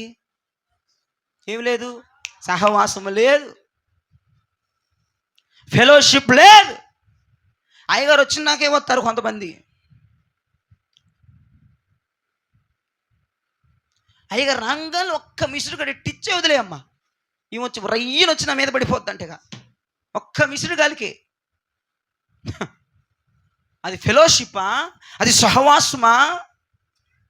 దేవునితో ఒక క్షణమైన వీడరాని బంధం, వీడరాని సహవాసం. అసలు ఎలీషాకి హ్యాట్సప్ చెప్పాలి. అంతసేపు వాష్రూమ్లకి వెళ్ళకుండా, అతనికి ఆకలేస్తే అన్నం తినకుండా, అతనికి పనులు ఉంటే పనులు చేసుకో. అబ్బో, అసలు ఎలా ఉండగలిగేవో ఎలీషా అనుకుంటున్నాను నేను వాక్యం చదువుతున్నప్పుడు. ఎలా ఉండగలిగేవయ్యా అట్లాగా అలా చూసుకుంటా? టైం గట్రా తెలియదు, గంటలు తరిగిపడిపోతున్నాయి, గంటలు అయిపోతున్నాయి, ఎప్పుడు వెళ్తాడో తెలియదు. కళ్ళారిపితే ఎగిరిపోతాడేమో, వెనక్కి తిరిగితే మాయమైపోతాడు అన్న భయంతో చూస్తూనే ఉన్నాడు. నీలో భయం ఏర్పడాలి. యేసయ్య మాట్లాడాలి, ఆయన మాట్లాడకపోతే నాకు జీవితం వ్యర్థమని నీకు భయం ఏర్పడిపోవాలి. యేసయ్య ఈ రోజు నన్ను దాటి వెళ్ళకూడదు అన్నటువంటి ఒక చిన్నపిల్లలు మారం చేస్తారు చూసా, చాక్లెట్లకో బొమ్మలకో అలా మారం చేయాలని, దాటి వెళ్ళిపోతే నేను తట్టుకోలేనని. ఆయన కరుణ కొరకు, ఆయనకు ప్రభావము కొరకు కళ్ళప్పగించుకొని ఒంటి నిండా కళ్ళు పెట్టుకొని తేరి చూడాలి అని బైబిల్లో ఒక సందర్భంలో కనపడుతుంది. అవునంటారా? తేరి చూడాలి, తేరి చూసాడు, తేరి చూడాలి అంటే అర్థం ఏంటంటే, దానికి ఇంకా తెలుగు అనువాదం ఏముందో చెప్పనా? ఒంటి నిండా కళ్ళు పెట్టుకొని చూడాలి అని అర్థం అంట. తేరి చూడాలి అన్న మాటకు అర్థం ఏంటంటే, కళ్ళెట్టు పెద్దవి చేసి చూడమని కాదు అర్థం. అక్కడ ఒంటి నిండా కళ్ళు పెట్టుకోవాలంటే, ఒంటి నిండా కళ్ళు పెట్టుకొని చూసేవాడు చీమ చిటుక్కుమన్నా వాడికి అన్నీ అర్థమైపోతాయి, కనబడిపోతాయి. చిన్న కనపడని గుండు సూది కింద పడిన వాడికి అర్థమైపోతుంది, ఎందుకంటే వాడు ఒంటి నిండా కళ్ళు పెట్టుకొని చూస్తున్నాడు కాబట్టి. చిన్న చిన్న శబ్దాలు కూడా వాడు గమనిస్తున్నాడు అంటే అర్థం ఏంటంటే, వాడు ఒంటి నిండా కళ్ళు పెట్టుకున్నాడు. ఇప్పుడు నేను అంటాను, నువ్వు తేరి చూడాలి ఆరోహణమయ్యే దృశ్యాన్ని అంటే అర్థం ఏంటి? అసలు అలా చూడమన్నాడు ఏలియా అంటే, ఇక ఏలియా చుట్టే ప్రదక్షిణాలు చేయాలి, ఏలియా చుట్టే ప్రదర్శనలు చేయాలి, ఏలియా చుట్టే తిరగాలి, ఏలియా పక్కనే ఉండాలి. ఏలియా ఎక్కడుంటే ఎక్కడ ఉండాలి, ఎక్కడ పోతే అక్కడ పోవాలి. మన లోక తలాంతలు వదిలేయాలి, లోక మనసు వదిలేయాలి. ఇంటి దగ్గర ఎట్టుందో, కూడు ఎట్టుందో, అన్నం ఎట్టుందో, పిల్లలు ఎట్టున్నాడు, ఈడెట్టున్నాడు, ఆడెట్టున్నాడు, ఇవన్నీ ఎట్టున్నాడు అంటే అట్టే ఉంటాయి ఇక సీను. అందుకే చెప్పా, మందిరంకి వచ్చిన మీరు దేవుని మీద దృష్టి పెట్టాలి, ఫోన్ల మీద కాదని చెప్తుంది. అందుకే నేను స్విచ్ ఆఫ్లు చేయించడం, సైలెంట్లో పెట్టడం అని చేశాను. మీరు మధ్యలో ఫోన్లు మోగా దాని మీదకు దృష్టి వెళ్ళిపోగా అప్పుడు తేరి చూసినట్లు అంటారు దాన్ని. ఇప్పుడు ఫోన్ మోగింది అనుకో, నువ్వు కాదు 10 మంది అట్టేసి వస్తారు. దాని అర్థం ఏంటి? నువ్వు యేసయ్యని తేరి చూడలేకపోతున్నావు, సహవాసములు లేవు. ఒక్క క్షణమైన కన్ను రెప్ప వేస్తే, ఒక్క క్షణం నా వినికిడట్టు పెట్టకుండా, ఆ మైక్ శబ్దం పెట్టకుండా ఉంటే ఏ మాట మిస్ అయిపోతున్నట్లుగా ఉండాలి. కానీ అవి చూసుకుంటా రింగ్ మోగిందా లేదా, ఇంటి దగ్గర నుంచి మెసేజ్ వచ్చిందా లేదా, వీళ్ళు వచ్చే లేదా, వాళ్ళు వచ్చారా లేదా, ఇవన్నీ అనవసరం. నీకు గమనించవలసిన విషయం ఒకటి, యేసు ప్రభుతో సహవాసములు ఉండాలి. ఆయన నిన్ను దాటి వెళ్ళిపోకుండా చూడాలి, ఆయన వెళ్ళిపోతున్న దృశ్యాన్ని చూడగలగాలి, ఆయన ఆపుకోగలగాలి, ఆత్మను పొందుకోగలగాలి, ప్రతి పిన్ టు పిన్ గమనించుకోగలగాలంటే ఇక నీకు లోకానుసారమైనది ఏది నీ దృష్టిలోకి పెట్టుకోకూడదు. నువ్వు ఇలా ఉండాలంటే. ఎలీషా మొత్తాన్ని వదిలి అవతల పడేశాడు అంతే. వామ్మో, నాకు అభిషేకం నాకు ఏమి వద్దని అట్టగే చూశాడు. చివరికి వెళ్ళిపోవటం చూశాడు, ఆనందంతో గింతలేస్తున్నాడు. ఏలియా నాకు కనపడ్డాడు. ప్రవక్త అయిన ఏలియా నిన్ను చూశాను, ప్రవక్త అయిన ఏలియాను కనులారా చూడగలిగాను, తేరి చూడగలిగాను. నా ప్రయాసకి ప్రతిఫలము దొరికింది, నా ఉపవాసాలకు ప్రతిఫలము దొరికింది, నా నీరసానికి ప్రతిఫలము దొరికింది. ఆహారం తినకుండా 21 రోజులకి నాకు ఆనందం వచ్చింది, సంతోషం వచ్చింది, ప్రతిఫలం వచ్చింది, ఫలాలు వచ్చాయి, పంట కోసుకున్నాను, ఆనందం, సంతోషం, సంబరం. నేను చెప్తాను, నీ ఉపవాసాలకి ప్రతిఫలము కలగబోతుంది, నీ ప్రయాసకి బహుమానము కలగబోతుంది. తేరి చూడాలి అని గట్టిగా ఖచ్చితంగా 21 రోజు ఒళ్ళు దగ్గర పెట్టుకుని తేరి చూడండి. నేను చెప్తాను, ఇహలోక బంధాలు భక్తుడు పాడతాడు, ఈ పాటలు పాడుకుంటూ వెళ్తే టైం అయిపోద్ది, అభిషేకానికి టైం ఉండదు. ఇహలోక బంధాలు విడిచి నీ ఎదుటే నిలిచి, నీ ఎదుటే నిలిచి, ఇహలోక బంధాలు విడిచి నీ ఎదుటే నిలిచి అంటాడు, నీ ఎదుటే నిలిచి అంటాడు. నేను చెప్తున్నాను, యేసయ్యతో సహవాసంలో ఉన్న వాళ్ళు, వాళ్ళ మైండ్లో ఎవ్వరూ రన్నవ్వరు. వాళ్ళ మైండ్లో ఏ పనులు, ఏ బాధ్యతలు వాళ్ళ మైండ్లోకి రావు. యేసయ్యతో ఫెలోషిప్లో ఉన్నవారు ఆయనను కలిగి ఉంటారు, ఆయనను చూస్తారు. వాళ్ళు మందిరంలోకి వచ్చి కూడా బయట మీద ఆశ లేకుండా, బయట వాటి మీద తలంపులు లేకుండా, బయట ఇంట్లో ఏమైపోతుందో, నా భర్త ఏం చేస్తున్నాడు, ఎక్కడికి పోయారో, పిల్లలు ఉన్నారో లేదో, స్కూల్ నుంచి వచ్చారో రాలేదా, కాలేజీ నుంచి వచ్చారా రాలేదా, ఇంట్లో ఏమైనా గ్యాస్ కట్టేసానా కట్టేలేదా, లైట్లు కట్టేసానా కట్టేలేదా, అడవడిగా వచ్చేసేనేమో, ఇంటి తాళం ఎక్కడ పెట్టిన, ఎన్ని బుర్రలో ఉన్నాయి అనుకో, ఎన్ని తలకాయలు ఉన్నాయి అనుకో, నువ్వు యేసయ్యతో ఫెలోషిప్లో ఉన్నట్టా లేనట్టా? లేవు. నువ్వు యేసయ్య దగ్గరకు వచ్చినప్పుడు యేసయ్యే దిక్కు అయిపోవాలి, హేవి కనపడకూడదు నీకు. ఎంత ఇంపార్టెంట్ పనులున్న యేసయ్యే దిక్కు, దేవునికి స్తోత్రం కలుగునగా. యేసయ్యే దిక్కు, యేసయ్యే దిక్కు, యేసయ్యే శరణం, యేసయ్యే దిక్కు అన్న వాళ్ళకి ఈ రోజున ఈ 2 పార్ల అభిషేకం. నా దేవుడు కొంతమంది పేర్లను పొందుపరిచి నాకు చెప్పాడు. ఆ పేర్లు నేను అనౌన్స్ చేస్తాను, మిగతా వాళ్ళందరికీ ఆయిల్ రాసి ప్రార్థన చేసి పంపిస్తాను. మీరు గమనించవలసిన మాట, ఫెలోషిప్ అనండి గట్టిగా మాట, సహవాసము అనండి తెలుగులో. ఎలాంటి సహవాసం గురించి చెప్తున్నాను? ఒక క్షణమైన వేడని సహవాసం. ఎవరితో కలిగి ఉండాలంటండి? తండ్రితో, కుమారునితో, పరిశుద్ధాత్మతో. అనండి ఒకసారి మాటలు గట్టిగా చెప్పాలి. దేవునికి స్తోత్రం, హల్లెలూయా. ఈ 3 మాటలు కలిపి మొదటి పాయింట్, మనము తండ్రి, కుమార, పరిశుద్ధాత్మతో సహవాసము కలిగిన వారమై ఉండాలి. మనం దేవునితో అనగానే మీకు గుర్తుకు రావాల్సిన 3: తండ్రి, కుమార, పరిశుద్ధాత్మ. దేవునికి స్తోత్రం కలుగునుగాక. తండ్రి, కుమార, పరిశుద్ధాత్మ, మనం ఈ 3తో సహవాసం కలిగి ఉండాలి. 1 యోహాను 1:3, మాతో కూడా మీకును సహవాసము కలుగునట్లు మేము చూచిన దానిని, వినిన దానిని మీకును తెలియజేయుచున్నాము. మన సహవాసం అయితే తండ్రితో కూడాను, ఆయన కుమారుడైన యేసుక్రీస్తుతో కూడాను ఉన్నది. దేవునికి మహిమ కలుగునుగాక. ఆడ భక్తుడు చెప్తున్న మార్చుడు, మన సహవాసం అయితే తండ్రితోనూ కుమారునితోనూ ఉంది. హల్లెలూయా. దేవునికి మహిమ కలుగునుగాక. మనం సహవాసము చేయవలసింది తండ్రి అయిన దేవునితో, కుమారుడైన యేసుతో, ఆత్మ అయిన పరిశుద్ధాత్మతో మన సహవాసం కలిగి ఉండాలి. 2వదిగా దేనితో కలిగి ఉండాలని చెప్పాను? సంఘముతో. అనండి ఒకసారి. మొదటిగా దేవునితో సహవాసము, 2వదిగా సంఘముతో. అయ్యగారు, సంఘముతో నేను సహవాసము కలుగుంటున్నాను అయ్యగారు, మీరు ఏ ప్రార్థనలు పెట్టినా నేను వస్తాను అయ్యగారు, ఏ ఉపవాస ప్రార్థనలు పెట్టినా వస్తాను, ఏ మామూలు మధ్యలో ఏ కూడికలు పెట్టినా వస్తాను, మా శుక్రవారాలు వస్తున్నాను, ఆదివారాలు వస్తున్నాను, అమ్మయ్య సంఘముతో సహవాసం ఉంది అని ఎగురితే సరిపోదు. ఇప్పుడు నువ్వు సహవాసం దేంతో కలిగి ఉండవో తెలుసా? అసలు దేవునితో సహవాసం కలిగి ఉండవు. నువ్వు ముందల తండ్రి, కుమార, పరిశుద్ధాత్మ దేవునితో సహవాసములు చాలామంది నిలకడగా ఉండలేకపోతున్నారు. సంఘముతో కొంతమంది సహవాసంతో ఉంటారు, సంఘం యొక్క ఇన్ఫర్మేషన్ అన్నీ తెలుసుకుంటారు, సంఘం యొక్క ప్రార్థన అవసరతలు అన్నీ తెలుసుకుంటారు, సంఘంలో ఎప్పుడు ప్రార్థన పెడతారు, ప్రతి ప్రార్థనకు అటెండ్ అవుతారు. ఈ ఒక్క సహవాసములను ఉండడం కాదు, సంఘ సహవాసములను ఉండడం కాదు, దేవుడైన యెహోవా సహవాసములో, మరి కుమారుడైనటువంటి మరి యేసు ప్రభు సహవాసములో, ఆత్మైన పరిశుద్ధాత్మ దేవుని సహవాసములో నువ్వెక్కడున్న సహవాసములు ఉండగలగాలి. హల్లెలూయా. నువ్వెక్కడున్న దేవునితో సహవాసము కలిగి ఉండాలి. అంటే ఒక ఫ్రెండ్షిప్. హల్లెలూయా. ఒక ఫ్రెండ్షిప్ కలిగి ఉండాలి దేవునితో. ఒక స్నేహితుడు, నిజమైన స్నేహితుడు ఎవడైనా ఉన్నాడంటే మీ ఫ్రెండ్స్ పేర్లు చెప్పబాకండి, యేసయ్య పేరు చెప్పండి. యేసయ్యే నిజమైన స్నేహితుడు అని అడిగితే, యేసయ్యే నిజమైన స్నేహితుడు. అందుకు పాట కూడా ఉంటుంది, స్నేహితుడా నా స్నేహితుడా, నా నిజమైన స్నేహితుడా, ఆపదలో నన్నాదుకునే స్నేహితుడా, స్నేహితుడా నా స్నేహితుడా, నా ప్రాణ స్నేహితుడా, ఆపదలో నన్నాదుకునే నిజమైన స్నేహితుడా. అందరూ పాడదామా? స్నేహితుడా నా స్నేహితుడా నా ప్రాణ స్నేహితుడా, ఆపదలో నన్నాదుకునే నిజమైన స్నేహితుడా. హల్లెలూయా. చరణాలు రావు నాకు, అందుకే ముగించాను. దేవునికి స్తోత్రం కలుగునగాక. మన స్నేహితుడు ఎవరండి? యేసయ్య. నువ్వు యేసయ్యతో స్నేహాన్ని, నువ్వు యేసయ్యతో ఫ్రెండ్షిప్ని మొదలు పెట్టాలి. ఆయనతో ఫ్రెండ్షిప్ అనేది చాలా అద్భుతంగా ఉంటుంది. నువ్వు ఎక్కడున్నా నీ స్నేహితుడితో నువ్వు ఉండాలి. హల్లెలూయా.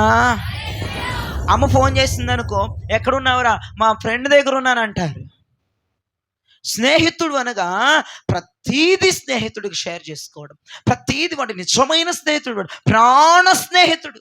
ఇప్పుడు కొంతమంది ఉంటారు, కొంతమంది కొంపల్లో ఉండట్లేదు, ఇప్పుడు ఫ్రెండ్స్ ఇంట్లో ఉంటున్నారు, వాళ్ళ ఇంట్లోనే తింటున్నారు, వాళ్ళ ఇంట్లోనే పండుతున్నారు. వాళ్ళ తల్లిదండ్రులు ఎట్లా ఉంచుకుంటున్నాడు ఈ పరమదరిద్రుడు నాకు అర్థం కావట్లేదు. ఏమనంటే ఫ్రెండ్షిప్ అంటారు. ఏంటమ్మా నీ తొక్కలో ఫ్రెండ్షిప్? ఏంటండి ఫ్రెండ్షిప్? ప్రాణం ఇమ్మన్నా అండి చూస్తాను, కృష్ణానదిలో దూకమనరా చూస్తాను నేను వెళ్ళి. ఆడు చచ్చిన ఎడల నేను దాంట్లోనే దూకు చచ్చేదను, సావు దరిద్రం వదిలిది నీ కుటుంబానికి. తల్లిదండ్రులు ఏడిపించుకు తిని ఫ్రెండ్స్తో పాటు తిరిగి ఫ్రెండ్స్ ఇంట్లో ఉన్న వాళ్ళు లేరా అండి? ఇంటిని పట్టించుకోక, తల్లిదండ్రులు పట్టించుకోక, కుటుంబాలను పట్టించుకోక, ఫ్రెండ్స్ ఇంట్లోనే పడుకొని, ఫ్రెండ్స్తోనే తిరిగి, ఫ్రెండ్స్తోనే ఆడి, ఫ్రెండ్స్తోనే పాడి, ఫ్రెండ్స్తోనే కాలక్షేపం చేసే బిడ్డలు లేరంటారా ప్రపంచంలో? నేను అంటాను, నిజమైన స్నేహితుడు ఎవరైనా ఉన్నారు అంటే, ఇప్పుడు లోక స్నేహమే అంత బలంగా ఉంటే వాడు అంటాడమ్మా నిన్నైనా వదులుకుంటాను కానీ వాడిని నేను, ఆ చప్పడి మూతోడిని నేను వదలను. ఏంట్రా బాబా నీ ఫ్రెండ్షిప్? అసలుకి విడదీయరాని ఫ్రెండ్స్, స్నేహం. కొంతమంది స్నేహానికి ప్రాణం ఇచ్చేస్తారు ఈ భూలోకములో. మరి ఈ భూలోకములో ఉన్న ఈ స్నేహానికి ఇంత బాండింగ్ ఉంటే మరి యేసయ్య నిజమైన స్నేహితుడు కదా. ఈ స్నేహితుడు కొన్ని ఇవ్వచ్చు, చెప్పాలి, కొన్ని ఇవ్వచ్చు, ఇవ్వక పోవచ్చు. నీ అవసరాలు కొన్ని తీర్చొచ్చు, తీర్చక. మరి నిజమైన స్నేహితుడు నువ్వు అడిగిందల్లా ఇచ్చే దేవుడు నా దేవుడు. నీ ఆశను తీర్చేవాడు నా దేవుడు, నీ కోరికను తీర్చేవాడు నా దేవుడు, నేను ఆనందము చేయగలిగిన దేవుడు నా దేవుడు. మరి అలాంటి స్నేహితుడిని, అలాంటి వాడితో నువ్వు సహవాసం చేయడానికి నువ్వు ఎందుకు వెనకాడుతున్నావు నాకు అర్థం కావట్లేదు. ఫ్రెండ్షిప్ ఉండాలి. ఏమండి, మందిరంలోనే కాదండి, ప్రార్థనలు, ఇళ్ళ దగ్గర ఏం చేస్తున్నాడు? నా స్నేహితుడితో నేను మాట్లాడుతున్నానని చెప్పగలగాలి. నువ్వు ఇంటి దగ్గర ఉన్న నీ స్నేహితుడితో మాట్లాడుకోవాలి. ఈ లోకముల స్నేహాలకి ఎంత బాగా బలగం, ఎంత బాగా అటాచ్మెంట్ ఉన్నప్పుడు మరి ఆ నిజమైన స్నేహితుడు కదా, వీడు డమ్మీ స్నేహితుడు, మరి ఈ డమ్మీ స్నేహితుడితో ఎంత బాండింగ్ ఏర్పాటు చేసుకుంటున్నప్పుడు ఈ లోకము నిజమైన స్నేహితుడితో నువ్వు ఎంత బాగా నువ్వు బాండింగ్ ఏర్పరచుకోవాలి. ఏమంటే మీకు విషయం తెలుసా? చాలా మందిని చూశాను, ఈ లోక స్నేహం కోసము వాళ్ళు కుటుంబములో తల్లిదండ్రులను ఏడిపించడానికి కొన్ని వెనకాడట్లేదండి ఈ రోజుల్లో. ఈ లోకంలో ఒక స్నేహితుడు కోసము ఇంట్లో ఉన్న డబ్బులన్నీ, ఇంట్లో వాళ్ళ నాన్న సంపాదించి అమ్మ సంపాదించే డబ్బులన్నీ వాళ్ళ స్నేహితుడికి పెట్టే వాళ్ళు చూశానండి నా కల్లారా నేను. ఈ లోక స్నేహానికి, ఆ డమ్మీ గాడికి, ఆ డమ్మీ ఫ్రెండ్కి ఇంత గొప్ప త్యాగం చేసేస్తుంటే వీడు నిజమైన స్నేహితుడితో నువ్వు స్నేహం చేయడానికి నువ్వు ఇంత గొప్ప త్యాగాలు చేయాలి భూమి మీద. ప్రియదేవజనమా, నువ్వు తండ్రి అయిన దేవునితో, కుమారుడైన యేసుతో, ఆత్మ అయిన పరిశుద్ధాత్మనితో నువ్వు ఫ్రెండ్షిప్ చేయాలి, స్నేహం చేయాలి అంటే నువ్వు ఇంకెంత త్యాగము చేసి ఆయనతో ఫ్రెండ్షిప్ చేయగలగాలి. సిగ్గేస్తుంది నాకు ఈ లోక స్నేహాన్ని చూస్తుంటే, నిజమైన స్నేహితుడు కొరకు నేనేమి చేయలేకపోతున్నానే అని. ఆయనతో టైం స్పెండ్ చేయలేకపోతున్నాడు. ఆయన నిజమైన స్నేహితుడు నాకు తెలుస్తాయి గారు, కానీ ఏంటో నాకు అర్థం అవ్వట్లేదు.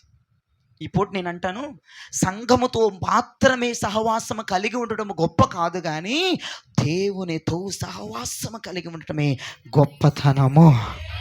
హల్లెలూయా. దేవునితో సహవాసం అంటే నువ్వెక్కడ ఉన్నా నీ ఫ్రెండ్ నీతో ఉండగలగాలి. నువ్వేం చేస్తున్నా నీ స్నేహితుడికి తెలియాలి. హల్లెలూయా. ఈ లోకంలో నువ్వు చేస్తున్న పనికి మాల పనులు నీ తల్లిదండ్రులకు తెలియకపోవచ్చు. నీ ఫ్రెండ్ ఎవడ ఉన్నాడు చూసే వాడికి నీ ప్రతి అనుభవం తెలుసు వాడికి. ఎందుకంటే అది ప్రతిది కూడా నువ్వు వాడికి చెప్తావు. నీకు ఒక నమ్మకం, వాడిని ప్రాణ స్నేహితుడు. నువ్వు మంచి చెయ్యి, నువ్వు చెడ్డ చెయ్యి, వాడు నీకు ఫుల్ సపోర్ట్ ఇస్తాడని నీకు తెలుసు. వాడు ఎందుకంటే వాడిని నువ్వు ప్రాణం కంటే ఎక్కువగా వాడిని నువ్వు ఫ్రెండ్షిప్ చేసుకున్నావు. ఈ రోజుల్లో ఫ్రెండ్షిప్ డేలు చూస్తుంటే ఎక్కడెక్కడో ఊర్ల నుండి కూడా వచ్చి వాళ్ళ ఫ్రెండ్స్ని కలిసి కేకులు కోసుకొని, నిజంగా నేను పోయినసారి ఏదో నాకు వాట్సాప్లోని ఎవరో నాకు పంపించారండి. పోయినసారి ఫ్రెండ్షిప్ డేకి అసలు నిజంగా ఎక్కడోనంటే వాడు ఎక్కడి నుంచో వచ్చి ఈ ఇండియాలో ఉన్న వాడు ఏదో దేశం అంటే వాడిది ఇండియాలో ఉన్న ఫ్రెండ్ దగ్గరకు వచ్చి వాడు ఫ్రెండ్షిప్ బ్యాండ్ కట్టి వాడి ప్రేమను తెలిపి అంత లక్షల రూపాయలు టికెట్ పెట్టుకొని ఆ తొక్కలో ఫ్రెండ్షిప్ బ్యాండ్ ఆ డమ్మీ గాడికి కొట్టడానికి లక్షల రూపాయల టికెట్ పారేసి ఒక స్పీడ్ డబ్బా కొనుక్కొని ఆ నోట్లో స్పీడ్లు గుక్కి ఈడు ఆ నోట్లో గుక్కి ఈడు ఆ ఫ్రెండ్షిప్ బ్యాండ్ ఆడుగట్టి అవసరం అండి లక్షల రూపాయలు టికెట్ ఖర్చు చేసుకుని అవసరం అంటే ఆడు అంటున్నాడు ఫ్రెండ్షిప్ కోసం నేను ఏదైనా చేస్తాను అంటున్నాడు పనిహిమాలుడు. 2 లక్షలు టికెట్ ఖర్చు పెట్టుకొని వచ్చాడు అంటాడు ఫ్రెండ్ కోసం. 2 లక్షలు. ఎంత వైరాగ్యంగా ఉంటున్నారు ఈ లోక ఫ్రెండ్షిప్. నేను చూస్తున్నప్పుడు నాకు భలే అనిపించింది, ప్రభా నువ్వు నిజమైన స్నేహితుడు కదా. ఆడేమో ఫారెన్ నుంచి ఇతర దేశాల నుంచి ఇండియాకి 2 లక్షలు లేదంటే 3 లక్షలు ఖర్చు పెట్టి టికెట్ పెట్టుకుని వీడి కోసం వచ్చి ఫ్రెండ్షిప్ బ్యాండ్ కట్టాడే. నువ్వు నాకు నిజమైన స్నేహితుడు, నాకు తెలుసు, నా కొరకు ప్రాణం పెట్టమన్న విషయం నాకు తెలుసు, నా కొరకే సిలువలో ఆఖరి బొట్టు వరకు రక్తం కార్చమన్న విషయం కూడా నాకు తెలుసయ్యా. నేను ఎందుకు నీ కొరకు నేను ఏమీ సాక్రిఫైస్ చేయలేకపోతున్నానని నేను నిజంగా ఆ ఫ్రెండ్షిప్ డే రోజు నేను చాలా అసలు నాకు వాట్సాప్లో నాకు పంపించిన వాళ్ళ పేర్లు కూడా సరిగా నాకు గుర్తులేవని నేను తీసేసాను అనుకుంటా నా ఫోన్లో. అసలు నిజంగా చూసినప్పుడు నిజంగా నాకు కళ్ళమంటే చాలా నాకు గిర్రని నీళ్ళు తిరిగాయి. ఎందుకు తెలుసా, నాకు ఫ్రెండ్స్ ఉన్నారు. మా ఫ్రెండ్స్ కూడా ఆ రోజు నాకు ఫోన్లు చేశారు కానీ ఎత్తలేదు. మేము ఇల్లు మారిపోయాము కాబోలు, మేము ఇల్లు మారిపోయాం. ఆ ఇల్లు కూడా ఎవరికి తెలియదు, ఎవడో ఫోన్లు ఎత్తట్లేదు. నాకు వెంటనే బాధ వేసింది. ఏ బాధో తెలుసా, అయ్యో నాకు ఫ్రెండ్స్ ఉన్నారు కదా, నేను వెళ్ళి కట్టాలి, నాకు మంచి ఫ్రెండ్స్ ఉన్నారు కదా అన్న బాధ కాదు అది. అయ్యో నా నిజమైన దేవుడు ఉన్నాడు కదా, ఆయన నా ప్రాణ రక్షకుడు కదా, నీ కొరకు ఏదైనా చేస్తానని చెప్పి మహిమను విడిచిపెట్టిన స్నేహితుడు, ధరలోకి వచ్చిన దేవుడు, నరవతారమును ఎత్తినవాడు, నా కొరకు నిందించబడ్డాడు, నా కొరకు దూషించబడ్డాడు, నా కొరకు గేలిచేయబడ్డాడు, నా కొరకు సిలువలో ఆఖరి బుట్టు వరకు తన రక్తమును కార్చిన వాడికి నేను భూలోకం ఏమి చేయగలుగుతున్నానని నిజముగా నా కళ్ళల్లో తిరిగిన కన్నీళ్ళకు అర్థమండి ఆ రోజు. అది నేను ఏమి చేయగలుగుతున్నానయ్యా నీ కొరకు, నేను ఏమి చేయగలుగుతున్నానయ్యా. నేను ఒకటి చెప్తాను చూస్తావా, నీ స్నేహితుడి కొరకు నువ్వు ఏదైనా చేయగలగాలి. గట్టిగా చెప్పొచ్చా, నీ స్నేహితుడి కొరకు నువ్వు ఏదైనా చేయగలగాలి. నువ్వు అలా ఏదైనా చేయగలుగుతున్నామంటే 2 పార్ల అభిషేకం నీ కొరకు ఎదురు చూస్తుంది, అద్భుతాలు నీ కొరకు ఎదురు చూస్తున్నాయి, సూచక క్రియలు నీ కొరకు ఎదురు చూస్తున్నాయి. చెప్పండి, అభిషేకం రావాలి, అద్భుతాలు జరగాలని చెప్పండి. అభిషేకం జరగాలంటే దేవునితో సహవాసం చేయాలని చెప్పండి. అద్భుతాలు జరగాలంటే దేవునితో సహవాసం చేయాలి అని చెప్పండి.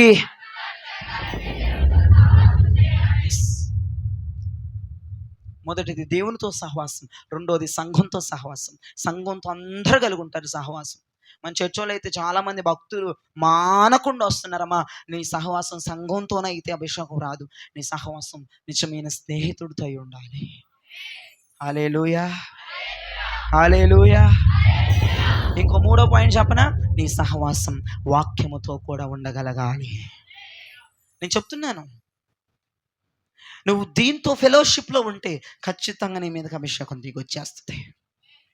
నువ్వు అడిగింది కష్టమే, కానీ ఖచ్చితంగా ఎలీషా ఏలియాని కనిపెట్టుకున్నట్లుగా నీవు సంఘాన్ని కనిపెట్టుకొని, దేవుణ్ణి కనిపెట్టుకొని, వాక్యాన్ని కనిపెట్టుకుంటూ ఉంటుంటే ఎందుకు రాదు 2 పార్ల అభిషేకం నీ మీదకి. 3వదిగా వాక్యముతో సహవాసం. వాక్యము చదవకుండా నువ్వు ఏ పని చెయ్యలేనంత సహవాసం. వాక్యమును చూడకుండా నువ్వు బ్రష్ కూడా చేయలేనటువంటి సహవాసం. వాక్యమును చదవకుండా వాష్రూములకు కూడా వెళ్ళలేనటువంటి సహవాసం నువ్వు కలిగి ఉండకపోతే నువ్వు అడిగింది కష్టమే, రాదు నీ మీదకి. నువ్వు అడిగింది ఈజీ అవ్వాలంటే, నువ్వు అడిగింది నీ మీదకి రావాలంటే, అసలు నువ్వు అడిగిందే కష్టం. నువ్వు వెండి బంగారాలు అడిగితే దేవుడు ఇవేమి చెప్పకుండా ఇచ్చేస్తాడేమో. నువ్వు అడిగింది చాలా కష్టం, వెండి బంగారాలు ఇచ్చే సరిపెట్టలేవు. నువ్వు అడిగింది చాలా కష్టం. నువ్వు అడిగింది పొందుకోవాలంటే నీకు నేను కొన్ని పాయింట్లు చెప్తున్నాను. దేవునితో సహవాసం, సంఘంతో సహవాసం, వాక్యంతో సహవాసం. చెప్తాను నేను, ముందు చెప్తాను. వాక్యముతో సహవాసం అంటే వాక్యము చదవకుండా ఏ పని చెయ్యలేకుండా నీ జీవితం మారిపోవాలి. ఖచ్చితంగా నేను చెప్తున్నాను మీకు. నేను ఆ క్యాలెండర్ల మీద డేట్ కింద నేను వాక్యాన్ని వేశాను. ఎందుకు వేశానంటే పరిశుద్ధాత్మ నన్ను ప్రేరేపించాడు. నువ్వు ప్రతిరోజు ఉదయం నువ్వు కళ్ళు తెరిచి ఆ క్యాలెండర్ దగ్గరికి వెళ్ళి ఆ వాక్యాన్ని చదువుకొని నువ్వు ఏదన్నా పని చేయగలగాలి అని నేను ఏం చెప్తున్నానంటే, నువ్వు బైబిల్లో వాక్యం తీసిన, క్యాలెండర్ దగ్గరికి ఆ వాక్యం తీసిన, నువ్వు వాక్యంతో ముందర సహవాసం చేసి నువ్వు ఏదైనా చేసుకోగలగాలి. హల్లెలూయా. మూడవదిగా వాక్యముతో సహవాసం ఉండాలి. ఈ సహవాసం ఎలా ఉండాలంటే పనులన్నీ చేసుకుని వచ్చి దీని మీద పడిపోవటం కాదు. ఏ పని చేయకుండానే ముందర దీన్ని టచ్ చేసి నువ్వు పని చేసుకోగలగాలి. హల్లెలూయా. ఒకవేళ నీకు చదువు రాకపోతే ఎవడో ఒకటి నీ పిల్లోడినో నువ్వు ఆ వాక్యాన్ని విని నువ్వు పని చేసుకోగలగాలి. వాక్యముతో సహవాసం అంటే అలా ఉంటుంది. నాలుగవదిగా అపోస్తులతో సహవాసము. చెప్పండి, గట్టిగా చెప్పండి. నేను చెప్తున్నటువంటి నలుగురితో, ఈ 4 వ్యక్తులతో, లేదంటే ఈ నాలుగుకి సంబంధించిన వారితో నువ్వు సహవాసం కలిగి ఉంటే ఖచ్చితంగా నువ్వు అడిగింది కష్టమైనా నీ మీదకి దిగొచ్చేస్తుంది అభిషేకం. నీ మీదకి నిశ్చయముగా నీ మీదకి ఆత్మదేవుడు పనిచేస్తాడు. నేను చెప్తాను, ఆత్మదేవుడు ఎవరిలో అయితే పనిచేస్తాడో, ఆత్మదేవుడు ఎవరిలో అయితే పనిచేస్తాడో, ఎవరి కుటుంబంలో అయితే పనిచేస్తాడో ఆ కుటుంబం నా యేసయ్య కంటే బలమైన కార్యాలు చేయబోతుంది. నా యేసయ్య కంటే బలమైన కార్యాలు చూడబోతుంది. హల్లెలూయా. నాలుగవదిగా చెప్పండి, ఎవరితో సహవాసములు ఉండాలి? అపోస్తులతో సహవాసములు ఉండాలి. హల్లెలూయా. అపోస్తులు అనగా దైవజనులు అనండి. ఎవరండి? మీకు వాక్యం చూపిస్తా చూడండి. అపోస్తుల కార్యములు 2వ అధ్యాయము 41వ వచనం చూడండి. కాబట్టి అతని వాక్యమును అంగీకరించిన వారు బాప్తిస్మము పొందిరి. ఆ దినమందు ఇంచుమించు 3000 మంది చేర్చబడిరి అనండి ఒకసారి మాట గట్టిగా. ఇక్కడ ముగించేసాను. చేర్చబడిరి. గట్టిగా ఒకసారి మాట అనండి.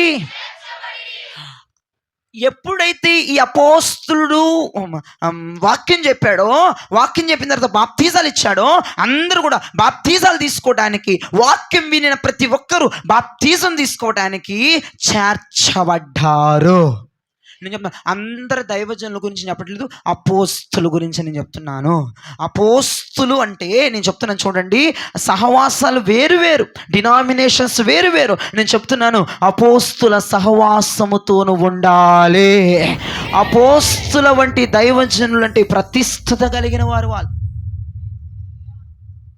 అపోస్తులు అంటే ఎవరంటేనండి, వెనక ఏమీ ఉండదు. వాళ్ళకి వెనక ఏమి ఉండదు. వాళ్ళు నిశ్చయించుకుంటారు, వారు సంఘము కొరకు నష్టపోతారు, వారు వారి యొక్క సుఖభోగాలను విడిచిపెట్టుకుంటారు, వారు వెనకాలవేవి వాళ్ళకి అక్కర్లేదంటారు, సంఘమే వాళ్ళ ప్రాణం అంటారు. వాళ్ళు మాత్రమే అపోస్తులకి చెందిన కేటగిరీ. లోకం మీద ఆశలుండి, లోకాశల మీద ఆశలుండి, పెళ్ళిళ్ళంటూ, పిల్లలంటూ, జాబులంటూ, ఇప్పుడు దరిద్రం ఏంటి చెప్పనా? ఇప్పుడు పెద్ద దరిద్రం చొరబడిపోయింది దైవజనుల్లో. సేవ చేస్తూనే జాబులు చేసేవాళ్ళు లేరంటారా దరిద్రం? ఇప్పుడు నేను ఒకటి అంటాను, జాబ్ చేసేవాడు సేవకుడా, జాబ్ హోల్డరా? ఇప్పుడు జాబ్ చేసేవాడు ఉద్యోగస్తుడు అవుతాడు కానీ సేవకుడు అవ్వడుగా. ఇప్పుడు చాలామంది ఆ జాబ్ చేసేవాడికి, ఇప్పుడు జాబ్ చేస్తున్నాడు, వాడే వాక్యం చెప్తున్నాడు. ఇప్పుడు ఈయన తీసుకెళ్ళి ఇంట్లోకి తీసుకెళ్ళి భోజనం పెడితే నీకు ఆశీర్వాదం వస్తుందా? చెప్పండి, నీకు ఆశీర్వాదం వస్తుందా? ఏం వదులుకున్నాడండి ఈ బ్యాక్గ్రౌండ్? నేను చెప్తున్న బోధ అపోస్తుల బోధ చాలా జాగ్రత్తగా వినండి. అపోస్తులు అనగా ఉన్న వలలే విడిచిపెట్టి రావాలి అక్కడ దేవునికి స్తోత్రం కలుగునగా. వారు చేస్తున్న పనిని వదిలిపెట్టి వచ్చేవాడు అపోస్తుడని చెప్తున్నాను. ఇంకోటి, పని వదిలిపెట్టేసి అమ్మో పని వదిలిపెట్టేసి చేసేవాడు, ఇంకా అయిపోయిందండి. అది కాదు, ఆశలు చంపేసుకోవాలి. అసలు ఆశలు చంపేసుకోవాలి. నువ్వు బతికినట్టుగా ఇక్కడ ఉన్నోడు బతకూడదు. అర్థమైందా?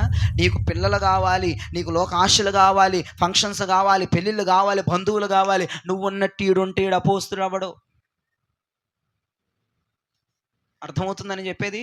మీరున్నట్టు మీరు సాధారణమైన జీవితం కదా ఇప్పుడు మీరు అందరూ జీవించేది. మీకైతే అందరూ కావాలి. మేమేదో వాక్యం చెప్పేస్తాం కానీ మా వాక్యం కొంతమంది వింటారు, కొంతమంది వినరు. మీకు అందరూ కావాలి. ఇప్పుడు నీకులాగా నీది సాధారణమైన జీవితం, గుర్తుపెట్టుకోండి, నీది సాధారణమైన జీవితం. ఇప్పుడు నీ జీవితంలాగా నేనున్నాను అనుకో, నేను అపోస్తలుని పిలువబడతానా? నాకు అమ్మ, నాన్న, చెల్లి, తమ్ముడు, భార్య, పిల్లలు, జాబు వెనకాల ఇవన్నీ ఉంటే నేను కూడా మీకులాగా ఉత్తమ మనిషినే, నేను కూడా విశ్వాసినే. నేను అపోస్తలుని కాదు, నేను దైవజనుని కానీ కాదు. నేను చెప్తాను, అక్కడ వాళ్ళు చేర్చబడ్డారు అని ఉంది కదా. వాళ్ళు అపోస్తుల సహవాసంలో లేరు, వేరే చర్చిలో ఉండేవాళ్ళు, వేరే డినామినేషన్కి చెందిన వాళ్ళు, వేరే కేటగిరీకి చెందిన వాళ్ళు. వారు అంతా అసలు వాళ్ళ సహవాసం వేరు, వాళ్ళ పాస్టర్లు వేరు. ఇప్పుడంట ఈ సహవాసంలో ఉన్న వాళ్ళందరంట ఈ సహవాసంలోకి వచ్చేసారంట. గట్టిగా చాపలు కొట్టి ప్రభువు నామమున కనపరచండి. నేను చెప్తాను, ఈ సహవాసముల నుండి అపోస్తుల సహవాసములకు వచ్చిన వారి మీద అభిషేకం ఆత్మదేవుడు పని చేస్తాడు. నువ్వు వెళ్ళే సంఘం ప్రతిష్ఠిత దైవజనుడై ఉండాలి. ఆ దైవజనుడు ప్రతిష్ఠితుడై ఉండాలి. ఆ దైవజనుడు ఆశలు చంపుకునే వ్యక్తి అయి ఉండాలి. కొంతమంది అంటారు, ఏంటమ్మా మాకు ఇంటి అద్దె కట్టుకోవడం, ఇల్లు అద్దె గడవట్లేదు, మీరు కానుకలు ఇవ్వండి. కొంతమంది దరిద్రంగా మైకులోని అడిగేస్తారు చండాలంగాను. మాకు ఈఎంఐ ఆగిపోతున్నాయి, మాకేమీ గడవట్లేదు, మీరు దాచుకుంటున్నారు. ఒక్క మాట చెప్పనా, అపోస్తుడా వీడు అపోస్తుడు కాదా అని మీకు ఎలా తెలుస్తుందంటే, అపోస్తుల నోట్లో రూపాయి మాట రాదు, యేసయ్య మాట వస్తుంది. అపోస్తునుడు ఇవ్వండి ఇవ్వండి ఇవ్వండి ఇవ్వండి ఇవ్వండి ఇవ్వండి, ఇది పొద్దుకు ఇదే వాక్యం. వాడు అపోస్తుడు కాదు, ఆడు దొంగ. నేను చెప్తున్నా వినండి. అపోస్తులంటే అపోస్తులు కానుకల గురించి మాట్లాడరు అక్కడ. అపోస్తులు పరలోకము గురించి మాట్లాడతాడు, నిజమైన స్నేహితుల గురించి మాట్లాడతాడు, వైరాగ్యాల గురించి మాట్లాడతారు, ప్రతిష్ఠత గురించి మాట్లాడతారు. మీకు విషయం చెప్పనా అయ్యా, మరి వాళ్ళకి ఆదాయం ఎలాగా? కానుకలు అడుక్కోరు అంటున్నావు, ఇచ్చిన కానుకలు వెనక్కి పంపించేస్తారు అంటున్నావు, అలాగ ఆదాయం ఎలాగా? వాళ్ళు చెప్పకపోతే జనాలకు ఎలా తెలుస్తుంది? ఎలా ఆదాయం అంటే వారు పిచ్చోడా? అపోస్తులు అంటే ఏంటో తెలుసా? వాళ్ళు వాక్యమే మాట్లాడతారు. ఆ వాక్యం వాళ్ళు ఏం చేసేదంటే వాళ్ళ భూములు చరసి రాస్తులు రాసేసి అలా పాదాల మీద పడేస్తాడు. రప్పించాడ అడుక్కునేవాడు అపోస్తుడే కాదు. నన్ను అడిగితే దరిద్రం, అడుక్కునేవాడు అపోస్తుడు కాదండి. డబ్బు వెనకాల పడేవాడు దైవజనుడు కాదండి. నేను చెప్తున్నాను, అసలు అపోస్తులు ఎక్కడైనా ఏమైనా అడుక్కున్నట్టుగా చూసారా? అపోస్తులు అడుక్కున్నారు. వినండి, అపోస్తులు అడుక్కున్నారు. ఏమడుక్కున్నారు తెలుసా? నేను క్రీస్తుని నన్ను నడవండిరా నాయనా, ఒరే క్రీస్తు యేసుకుని ఇట్టి మనసు కలిగి ఉండండి రా.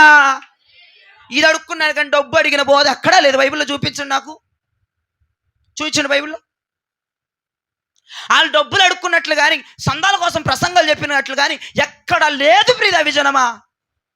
మరి ఎందుకు వారి సేవ అలా విస్తరించింది? ఎందుకు వాళ్ళ సేవ అలా అభివృద్ధి పొందిందంటే, మీకు విషయం చెప్పనా, వాక్యం చెప్తూ ఉన్నప్పుడు వాళ్ళకు అనిపించింది, ఛీ ఈ భూమి నాకొద్దు, నాకు పరలోకం కావాలి అని చెప్పేసి 5 ఎకరాలు ఉన్నామంట. ఆ రోజు పేతురయ్య ప్రసంగం విని, లేదంటే అపోస్తులైన పౌలయ్య ప్రసంగం విని, లేదంటే అపోస్తుల ప్రసంగాలు విని ఇంటికి వెళ్ళిపోయి ఆస్తి పేపర్లు తీసుకొచ్చి, అయ్యగారు ఈరోజు మీరు చెప్పిన వాక్యం నాకు కనెక్ట్ అయింది, భూమి మీద కాదు సంపాదించుకునేది, పరలోకంలో నాకు అర్థమైంది అయ్యా, ఈ ఆస్తి తీసేసుకో, ప్రార్థనకు ఉపయోగించుకో, మీటింగ్ పెట్టేసుకో, మందిరాలు కట్టేసుకో అని ఆ రోజుల్లో ఉన్నటువంటి విశ్వాస బృందం కదిలిందని ప్రియ విజనమా. చెప్తాను, అపోస్తుల సహవాసములకు నువ్వు రాగలగాలి. ఇదివరకు నీ సహవాసం వేరు, ఇదివరకు ఆ వాక్యం వేరు, ఇదివరకు ఆ పాస్టర్ వేరు, ఇదివరకు ఆ గుంపు వేరు, ఇదివరకు కాదు. ఇప్పుడు అంటున్నాడు, నువ్వు గనక ఇక్కడ నుంచి, ఈ సహవాసం నుంచి, ఈ డినామినేషన్ నుండి, ఈ పద్ధతుల నుండి, ఈ ఆచారాల నుంచి అపోస్తుల సహవాసములకు వస్తే ఖచ్చితంగా ఆత్మ దేవుడిని తల మీదకు దిగి వస్తాడని చెప్పి. పరిశుద్ధాత్మ దేవుడు, మీరు చాలా జాగ్రత్త పడండి. యేసు ప్రభువు భూమి మీదకి వచ్చి స్థాపించిన సంఘం ఏంటమ్మా? చెప్పాలి. స్థాపించిన సంఘం ఏంటమ్మా? అపోస్తులు. ఆయన రావటే పులులు అంటూ లేపాడు యేసు. క్రొత్త నిబంధన సంఘం ఏంటంటే అది అపోస్తుల సహవాసమే. నేను చెప్తాను, అపోస్తుల సహవాసములు నీ పరిశుద్ధాత్మ దేవుడు పని చేస్తాడు. ఇంకా ఏ సహవాసాల పరిశుద్ధాత్మ దేవుడు ఉండడు. మీరు గమనించండి, మీరు ఎక్కడికి పోయిన ఎవరిని అడిగినా మీకు అదే రిజల్ట్ వస్తుంది. ఏ సహవాసములో పరిశుద్ధాత్మ దేవుడు ఉండడు, అపోస్తుల సహవాసములో మాత్రమే ఆత్మదేవుడు పనిచేస్తాడు. ఆత్మదేవుడు పనిచేసే సంఘాలే క్రొత్త నిబంధన సంఘాలు. లేకపోతే ఆ సంఘాలు లేపబడవని చెప్తున్నా. ఆత్మదేవుడు పనిచేస్తున్న సంఘమే అపోస్తుల సంఘం. ఆత్మదేవుడు పనిచేస్తున్న సంఘమే. అసలు దేవుడు సంఘాన్ని పరిశుద్ధాత్మతో స్థాపించాడు. ప్రియ దైవజనమా, పరిశుద్ధాత్మదేవుడు క్రొత్త నిబంధన సంఘం మీదకు దిగొచ్చాడు. ప్రియ దైవజనమా, అసలు సంఘములో ఆత్మ లేకపోతే, అభిషేకం లేకపోతే అది అపోస్తుల సహవాసము కాదు, అది అపోస్తుల సంఘము కాదు. వారికి ఏది ఉండదు.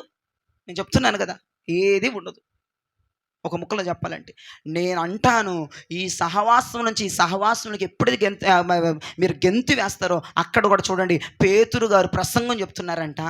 పేతురు గారు ప్రసంగం చెప్తుండే ఇంచుమించు 3,000 మంది చేర్చబడ్డారు అని ఉంది. ఏమండి, పాస్టర్లు కొంతమంది అంటాడు, అమ్మో మా జనం పోతున్నారంటే, ఒరే బాబు ఆడు డబ్బులు ఇచ్చి తీసుకెళ్ళట్లేదురా నాయన. ప్రసంగం చెప్పగా ఈ సహవాసములోనికి రావాలన్న ఉద్దేశాలు ప్రజల్లో కలగాలి. హల్లెలూయా. ఏ దరిద్రం మా చర్చికి రమ్మని నేను ఎవరికీ చెప్పను. నేను అది దరిద్రమైన బోధ కాదు. ఆడు రావాలన్న మనస్సు నిశ్చయించుకోవాలి. ఒక వ్యక్తిని ఇక్కడికి తీసుకొని రండి, ఒక వ్యక్తిని ఇక్కడికి ఎవరైనా కొత్త వాళ్ళని తీసుకొని రండి. ఇక్కడ మాట్లాడుతున్న ప్రసంగాన్ని బట్టి వాళ్ళు డిసైడ్ అవుతారు, ఇక్కడే నిజమైన పునాది నాది పడాలి.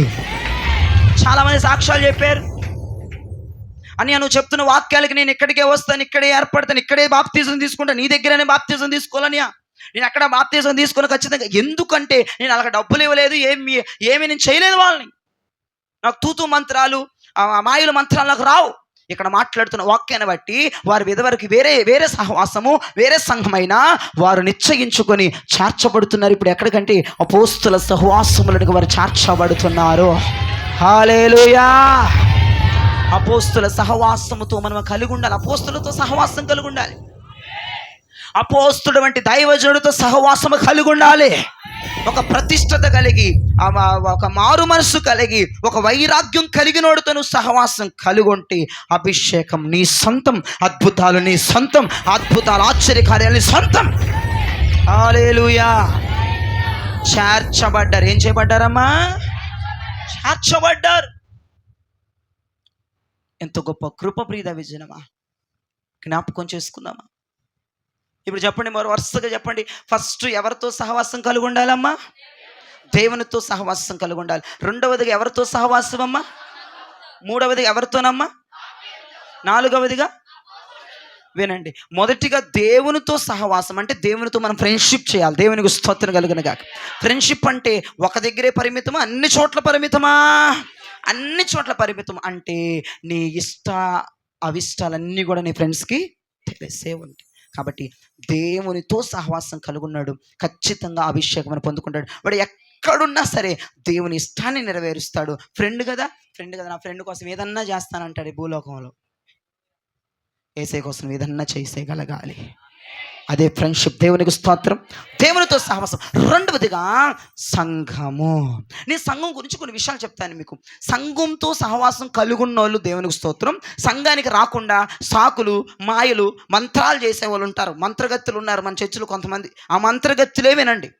ఈ రాత్రి ఆ మంత్రగత్తులు వినండి. చర్చకొచ్చే వాళ్ళు కూడా వినండి. మీకు ఆశీర్వాదం, మీకు ఏమి ఆశీర్వాదం కలిగితే నేను చెప్తాను. మంత్రగత్తులు, కొంతమంది మంత్రగత్తులు, తలకాయ నొప్పి మంత్రగత్తులు, కాళ్ళ నొప్పి మంత్రగత్తులు, జలుబులు మంత్రగత్తులు, దగ్గు మంత్రగత్తులు, కడుపుల నొప్పి మంత్రగత్తులు. ఈ మంత్రగత్తులు అందరూ కూడా ఏదొచ్చినా చర్చి మానేస్తారు. తుమ్ము వచ్చినా చర్చి మానేస్తారు, తలకాయ నొప్పి వచ్చినా చర్చి మానేస్తారు, చుట్టాలు వచ్చినా చర్చి మానేస్తారు, నీరసం వచ్చినా చర్చి మానేస్తారు, డబ్బులు లేకపోయినా చర్చి మానేస్తారు, ఆటో దొరకపోయినా చర్చి మానేస్తారు, బండి పాడైపోయినా చర్చి మానేస్తారు. వీళ్ళు చర్చి మానేయడానికి రకరకాల రీజన్స్. వీళ్ళను మంత్రగత్తెలు, మంత్రగాళ్ళు అని పేరు పెట్టాను నేను. వీళ్ళు మాయలు, మంత్రాలు చేసేవాళ్ళు, దైవజనుని ఎలాగైనా మురిపించేసేవాళ్ళు. ఇటువంటి వారి గురించి నేను చెప్తున్నాను. మీరు ఎటువంటి బ్లెస్సింగ్స్ పోగొట్టుకుంటారు వినండి. అసలు చర్చికి వచ్చి చర్చితో సహవాసం కలుగున్న వాళ్ళు ఎటువంటి బ్లెస్సింగ్స్ని పొందుకుంటారో, చర్చికి రాని వాళ్ళు ఎటువంటి బ్లెస్సింగ్స్ని కోల్పోతారో నేను ఈ పూట మీకు చెప్తాను.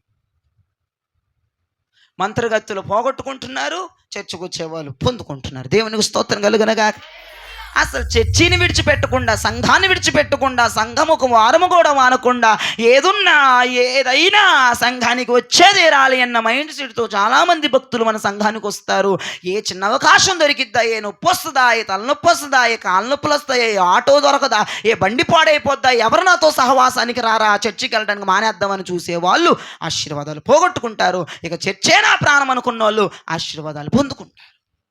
ఏంటి ఆశీర్వాదం? దావీదు గారు ఒకరోజు దావీదుతో దేవుడు అంటున్న మాట చూడండి ఒకసారి. 2వ సమూయేలు త్వరగా చదవాలి, టైం అయిపోతుంది, 9 గంటలకల్లా ముగించాలి. 2వ సమూయేలు గ్రంథం 2వ అధ్యాయం 1వ వచనం చూడండి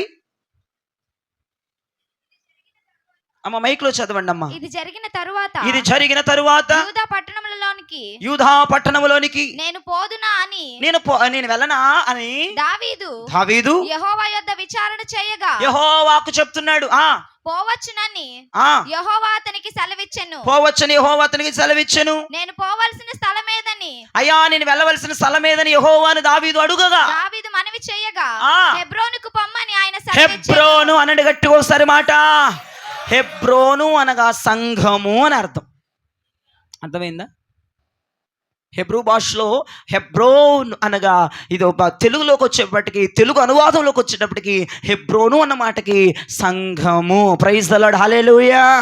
అక్కడ దేవుడైన యెహోవా దావీదుతో చెప్తున్న మాట, దావీదు నువ్వు వెళ్ళవలసింది హెబ్రోనుకి, సంఘమునికి వెళ్ళు అంటే దావీదు సంఘముతో సహవాసం కలుగున్నాడు. దావీదు సింహాసనము స్థిరముగా నిలబడి ఉన్నది. హల్లెలూయా. దావీదు పరిపాలిస్తున్న రోజుల్లో, దావీదు రాజు పరిపాలిస్తున్న రోజుల్లో అక్కడ ఉన్న ప్రజలందరికీ నెమ్మది కలిగిందని వాక్యం సెలవిస్తుంది, క్షేమముందని వాక్యం సెలవిస్తుంది. ఏ గందరగోళాలు లేదు. దావీదు పరిపాలిస్తున్న ఆ రోజుల్లో దేశమంతా నెమ్మదిగా ఉందంట. కారణం దావీదు హెబ్రోను సహవాసానికి చెందినవాడు. అంటే హెబ్రోను అనగా, ఇప్పుడు హెబ్రోను సంఘాలు ఉన్నాయి, ఆ సంఘానికి బొమ్మంటారు అయ్య గారు అంటే, హెబ్రోను అనగా సంఘము అని అర్థం అమ్మ తల్లి. హెబ్రోను అనగానే సంఘము, చర్చి అని అర్థం. హెబ్రోను అనగా హెబ్రోను పేరు పెట్టుకున్న సంఘాలకి వెళ్ళిపోయి అక్కడ సహవాసం చేస్తాను పిచ్చిదానా, అటనే బాగు నీకు దన్నం. హెబ్రోను అనగా ఏమిటంటే చెప్పాను నేను, సంఘం. నువ్వు సంఘముతో సహవాసం చేసే వ్యక్తివైతే, అనగా నువ్వు సంఘం మానకుండా ఎన్ని వచ్చినా సంఘం మానని వ్యక్తివైతే నీకు వచ్చే ఆశీర్వాదం తెలుసా? నీ కుటుంబం అంతా నెమ్మది కలిగి ఉంటుంది. నీ కుటుంబం యొక్క సింహాసనాలు స్థిరపరచబడతాయి. హల్లెలూయా, హల్లెలూయా. రెండవది లూకా సువార్త 2వ అధ్యాయం 36వ వచనంలో చూస్తే, లూకా సువార్త 2వ అధ్యాయం 36వ వచనం చూడగలిగితే త్వరగా. మరియు ఆషేరు గోత్రికురాలును పనుయేలు కుమార్తెయునైన అన్నా అను ఒక ప్రవక్తిని ఉండెను. ఆమె కన్యత్వము మొదలు 7 ఏండ్లు పెనిమిడితో సంసారము చేసి బహుకాలము గడిచినదై 84 సంవత్సరములు విధవరాలయ్యుండి దేవాలయము విడువక చాలు నవ్వి చూడండి. అసలు చర్చిని విడిచిపెట్టలేదంట ఆమె. ఎవరమ్మ? అన్న అన్నాడు ఒకసారి గట్టిగా. ఈ అన్న అన్న వ్యక్తి దేవాలయాన్ని విడిచిపెట్టేదే కాదంట. అయ్యగారు ఎప్పుడు మీటింగులు చెప్తారా, ఎప్పుడు ఉపవాస ప్రార్థనలు చెప్తారా, ఎప్పుడు ప్రార్థనలు పెట్టేస్తారా, శుక్రవారాలు ఆదివారాలే కాదు విడి రోజుల్లో పెట్టినా నేను సంఘాన్ని మానకూడదని దేవాలయమును విడువక ఉంది. కాబట్టి ఆ అన్న, ఆ దైవజనురాలు, ఆ ప్రవక్త యేసయ్య చేత ఘనపరచబడింది. నా యేసయ్యను చూడగలిగింది. నేను చెప్తాను, దేవాలయమును విడిచిపెట్టని అనుభవము గనుకను కలుగొంటే ఈ నేత్రాలు అదృష్టం చేసుకుంటాయి. నా యేసయ్యను చూడబోతున్నాయే. హల్లెలూయా, హల్లెలూయా. ఇంకొక ఆమె ఉంది, నా వైపు చూడండి. ఇంకొక ఆమె ఉంది. సంవత్సరం అంట. చాలా జాగ్రత్తగా వినండి. సంవత్సరానికి చర్చికి రమ్మని కదా ఉద్దేశం. నేను చెప్తున్నాను వినండి. సంవత్సరం పండగ వాతావరణంలో తన బంధువులందరూ ఉంటే, పండగ వాతావరణంలో తన దేశం అంటూ ఉంటే, ఈమె పండగ చేసుకోకుండా చర్చిలోకి పోయి ప్రార్థన చేసుకుంటుందంట ఆమె. ఎంత విచిత్రమైనటువంటి సహోదరి. అయ్యగారు పండగ మేము మా అత్తవారింటికి వెళ్ళిపోతాము, మా బాబాయ్ వాళ్ళ ఇంటికి పోతాము. నువ్వేమైనా స్కూల్ పిల్లవా పండగలకు ఊర్లు వెళ్ళడానికి? నువ్వేమైనా స్టూడెంట్వా? 40-50 సంవత్సరాల బుద్ధి లేకుండా పండగలు అంటే ఊరు వెళ్తుందండి పండగలకి. ఒక ఆమె అంటుంది చర్చికి అంటే పండుగ మా ఇంటి దగ్గరే చేసుకోవాలి. మీ పండుగ ఏమమ్మా పండుగ నీ ఇంటి దగ్గరే? ఉపవాస ప్రార్థనలు కనబడి ఉపవాస ప్రార్థనలు ఎప్పటి వరకు ఉంటాయి అయ్యగారు? 31 దాకా. 31 దాకా అంటే మరి 25 పండగగా. పండగ పూట మా ఇంటి దగ్గర ఉండిపోతే మరి ఎట్లాగునా? పండగ పూట మా బంధువుల దగ్గరికి వెళ్ళిపోతే ఎట్లాగునా? మీకు విషయం చెప్పనా, ఈమె దేవాలయంతో కనెక్టింగ్ కలిగి ఉంది. వినండి పండగ భక్తులారా, పండక్కి చుట్టాలను పిలుచుకొని లేదంటే గారెలు బూర్లు సరే వండుకోవద్దని కాదు నా ఉద్దేశం. వండుకో, దేవునికి స్తోత్రం. హలో, వండుకోవద్దని కాదు నా ఉద్దేశం.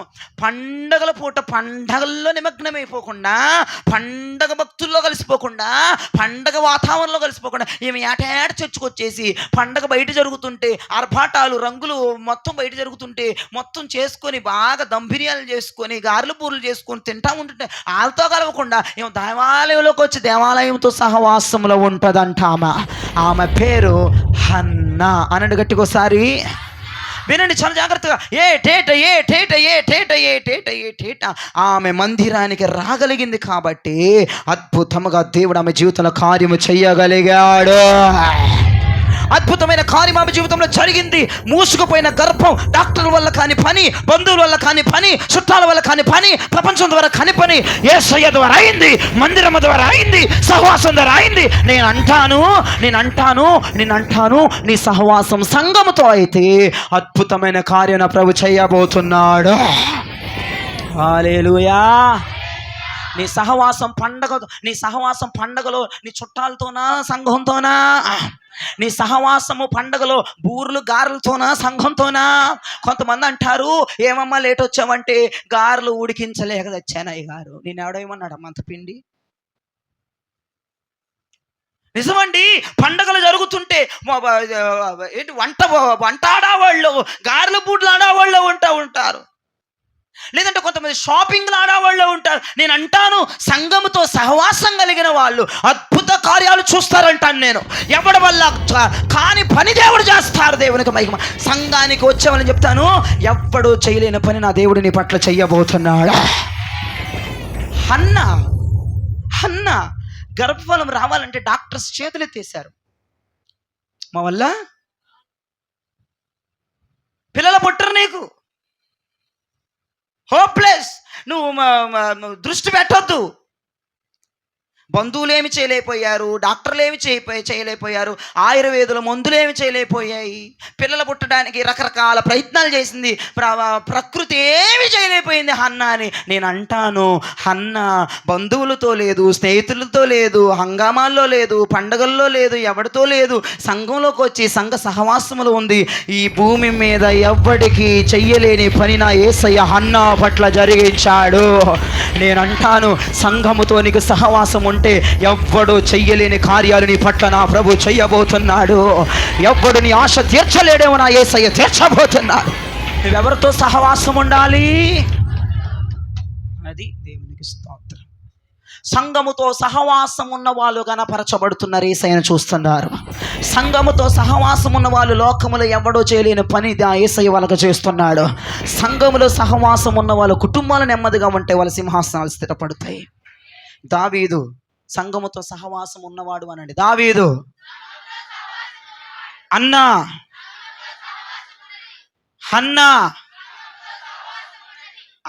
హన్నా దేవునికి స్తోత్రం. వీళ్ళ ముగ్గురు సంఘాలతో సహవాసాలు ఉన్నారు. వీళ్ళ ముగ్గురు పట్ల దేవుడు ఘనమైన కార్యాలు చేశాడు. మొదటిగా చెప్పండి దేవునితో, రెండవది సంఘముతో, మూడవది వాక్యముతో, నాలుగవది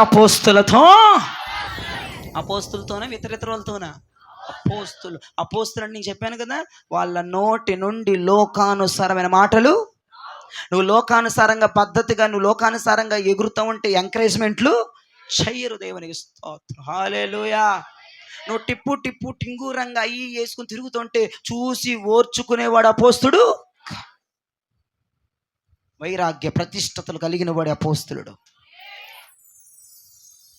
చేర్చబడ్డారండి, అంత అద్భుతమైన మాట అండి అది. అసలుగే ఈ పూట అపోస్తుల సహవాసములకు చేర్చబడే కృప దేవుడు ఇవ్వాలి. కొంతమందికి లేదేమో ప్రభు, అనుగ్రహించాలి. అపోస్తుల సహవాసములను అనుగ్రహించాలి. అప్పుడు నేను అంటాను, సహవాసం, మెయిన్గా ఫెలోషిప్. ఎలీషా ఏలియాతో సహవాసం కలుగున్నాడు, కనిపెట్టుకున్నాడు, విడరాని బంధాన్ని కలుగున్నాడు కాబట్టి అభిషేకం పొందుకున్నాడు కాబట్టి యేసయ్య కంటే ఏలియా కంటే గొప్ప కార్యాలు చేయగలిగాడు. ఏలియా కంటే గొప్ప కార్యాలు చూడగలిగాడు. హల్లెలూయా. ఇప్పుడు మనము కూడా ఎలీషా ఏలియాతో సహవాసం కలుగున్నట్లుగా నీవు యేసయ్యతో సహవాసము, సంఘముతో సహవాసం, వాక్యముతో సహవాసం, అపోస్తులతో సహవాసం కలుగుంటే, ఓవరాల్గా సహవాసం కలుగుంటే, ఫెలోషిప్ కలుగుంటే అభిషేకం వస్తుంది. యేసయ్య కంటే గొప్ప కార్యాలు చేస్తాము, యేసయ్య కంటే గొప్ప కార్యాలు చూస్తాము. యేసయ్య నీకు సహాయం చేస్తాడంట. యేసయ్య నీకు సహాయం చేస్తాడంట. ఏ సహాయమే చేసావా? ఒరే బాలుడా, నాకంటే నేను ఎక్కువ కార్యాలు చేపిస్తానురా, నేను చేసిన కార్యాల కంటే నిన్ను ఒక 2 ఆకులు ఎక్కువ చేయిస్తానురా, నేను చూసిన కార్యాల కంటే నేను ఎక్కువ కార్యాలు చూపిస్తానురా బాలుడా, భక్తుడా, భక్తులారా. నా యేసయ్య దగ్గరుండి చేస్తాడండి పని. హల్లెలూయా. నా యేసయ్య ఈ రాత్రి దగ్గరుండి చేపించే పని అంటే తెలుసా? ఆయన కంటే గొప్ప కార్యాలు చేసేదానిలాగా చేస్తాడు, ఆయన కంటే గొప్ప కార్యాలు చూసేదానిలాగా చేస్తాడు. నా యేసయ్య దగ్గరుండి చేయించి, నా యేసయ్య దగ్గరుండి నేను అభిషేకించి నిన్ను ఆత్మతో నింపబోతున్నాడు. కొంతమందిని నింపబోతున్నాడు.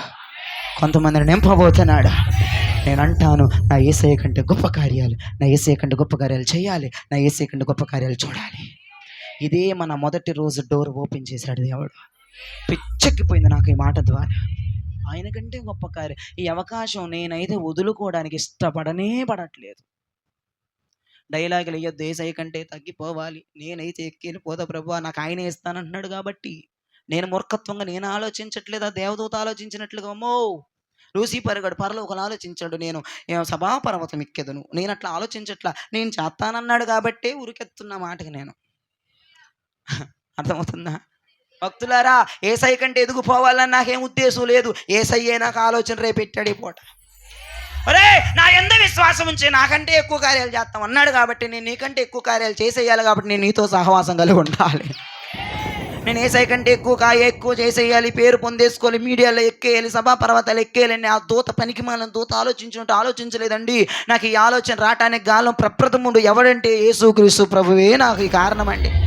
నేను వాక్యానుసారంగా నీ ఆశ నేను అనుభవిస్తున్నాను, కానీ నేను శరీరానుసారంగా నేను మీకు చెప్పట్లేదు. వాక్యంలో చూపించని నేను మీతో ఈ మాట మాట్లాడుతున్నాను. నా యేసయ్య కంటే గొప్ప కార్యాలు చేయాలి, నా యేసయ్య చూసిన దానికంటే గొప్ప కార్యాలు మనం చూడాలి. మీ జీవితంలో మొదటి రోజు కార్యాలు జరగాలి, 2 అంతల అభిషేకం దిగి రావాలి. చెప్పండి, అభిషేకం దిగి వస్తుంది, అద్భుతాలు జరగబోతున్నాయి. చేతులు చెప్పండి, అభిషేకం దిగి వస్తుంది, అద్భుతాలు జరగబోతున్నాయి. ఈ వాక్యము దేవుడు మీ వినికిడిలో దీవించి ఆస్వాదించునుగాక. ఆమేన్.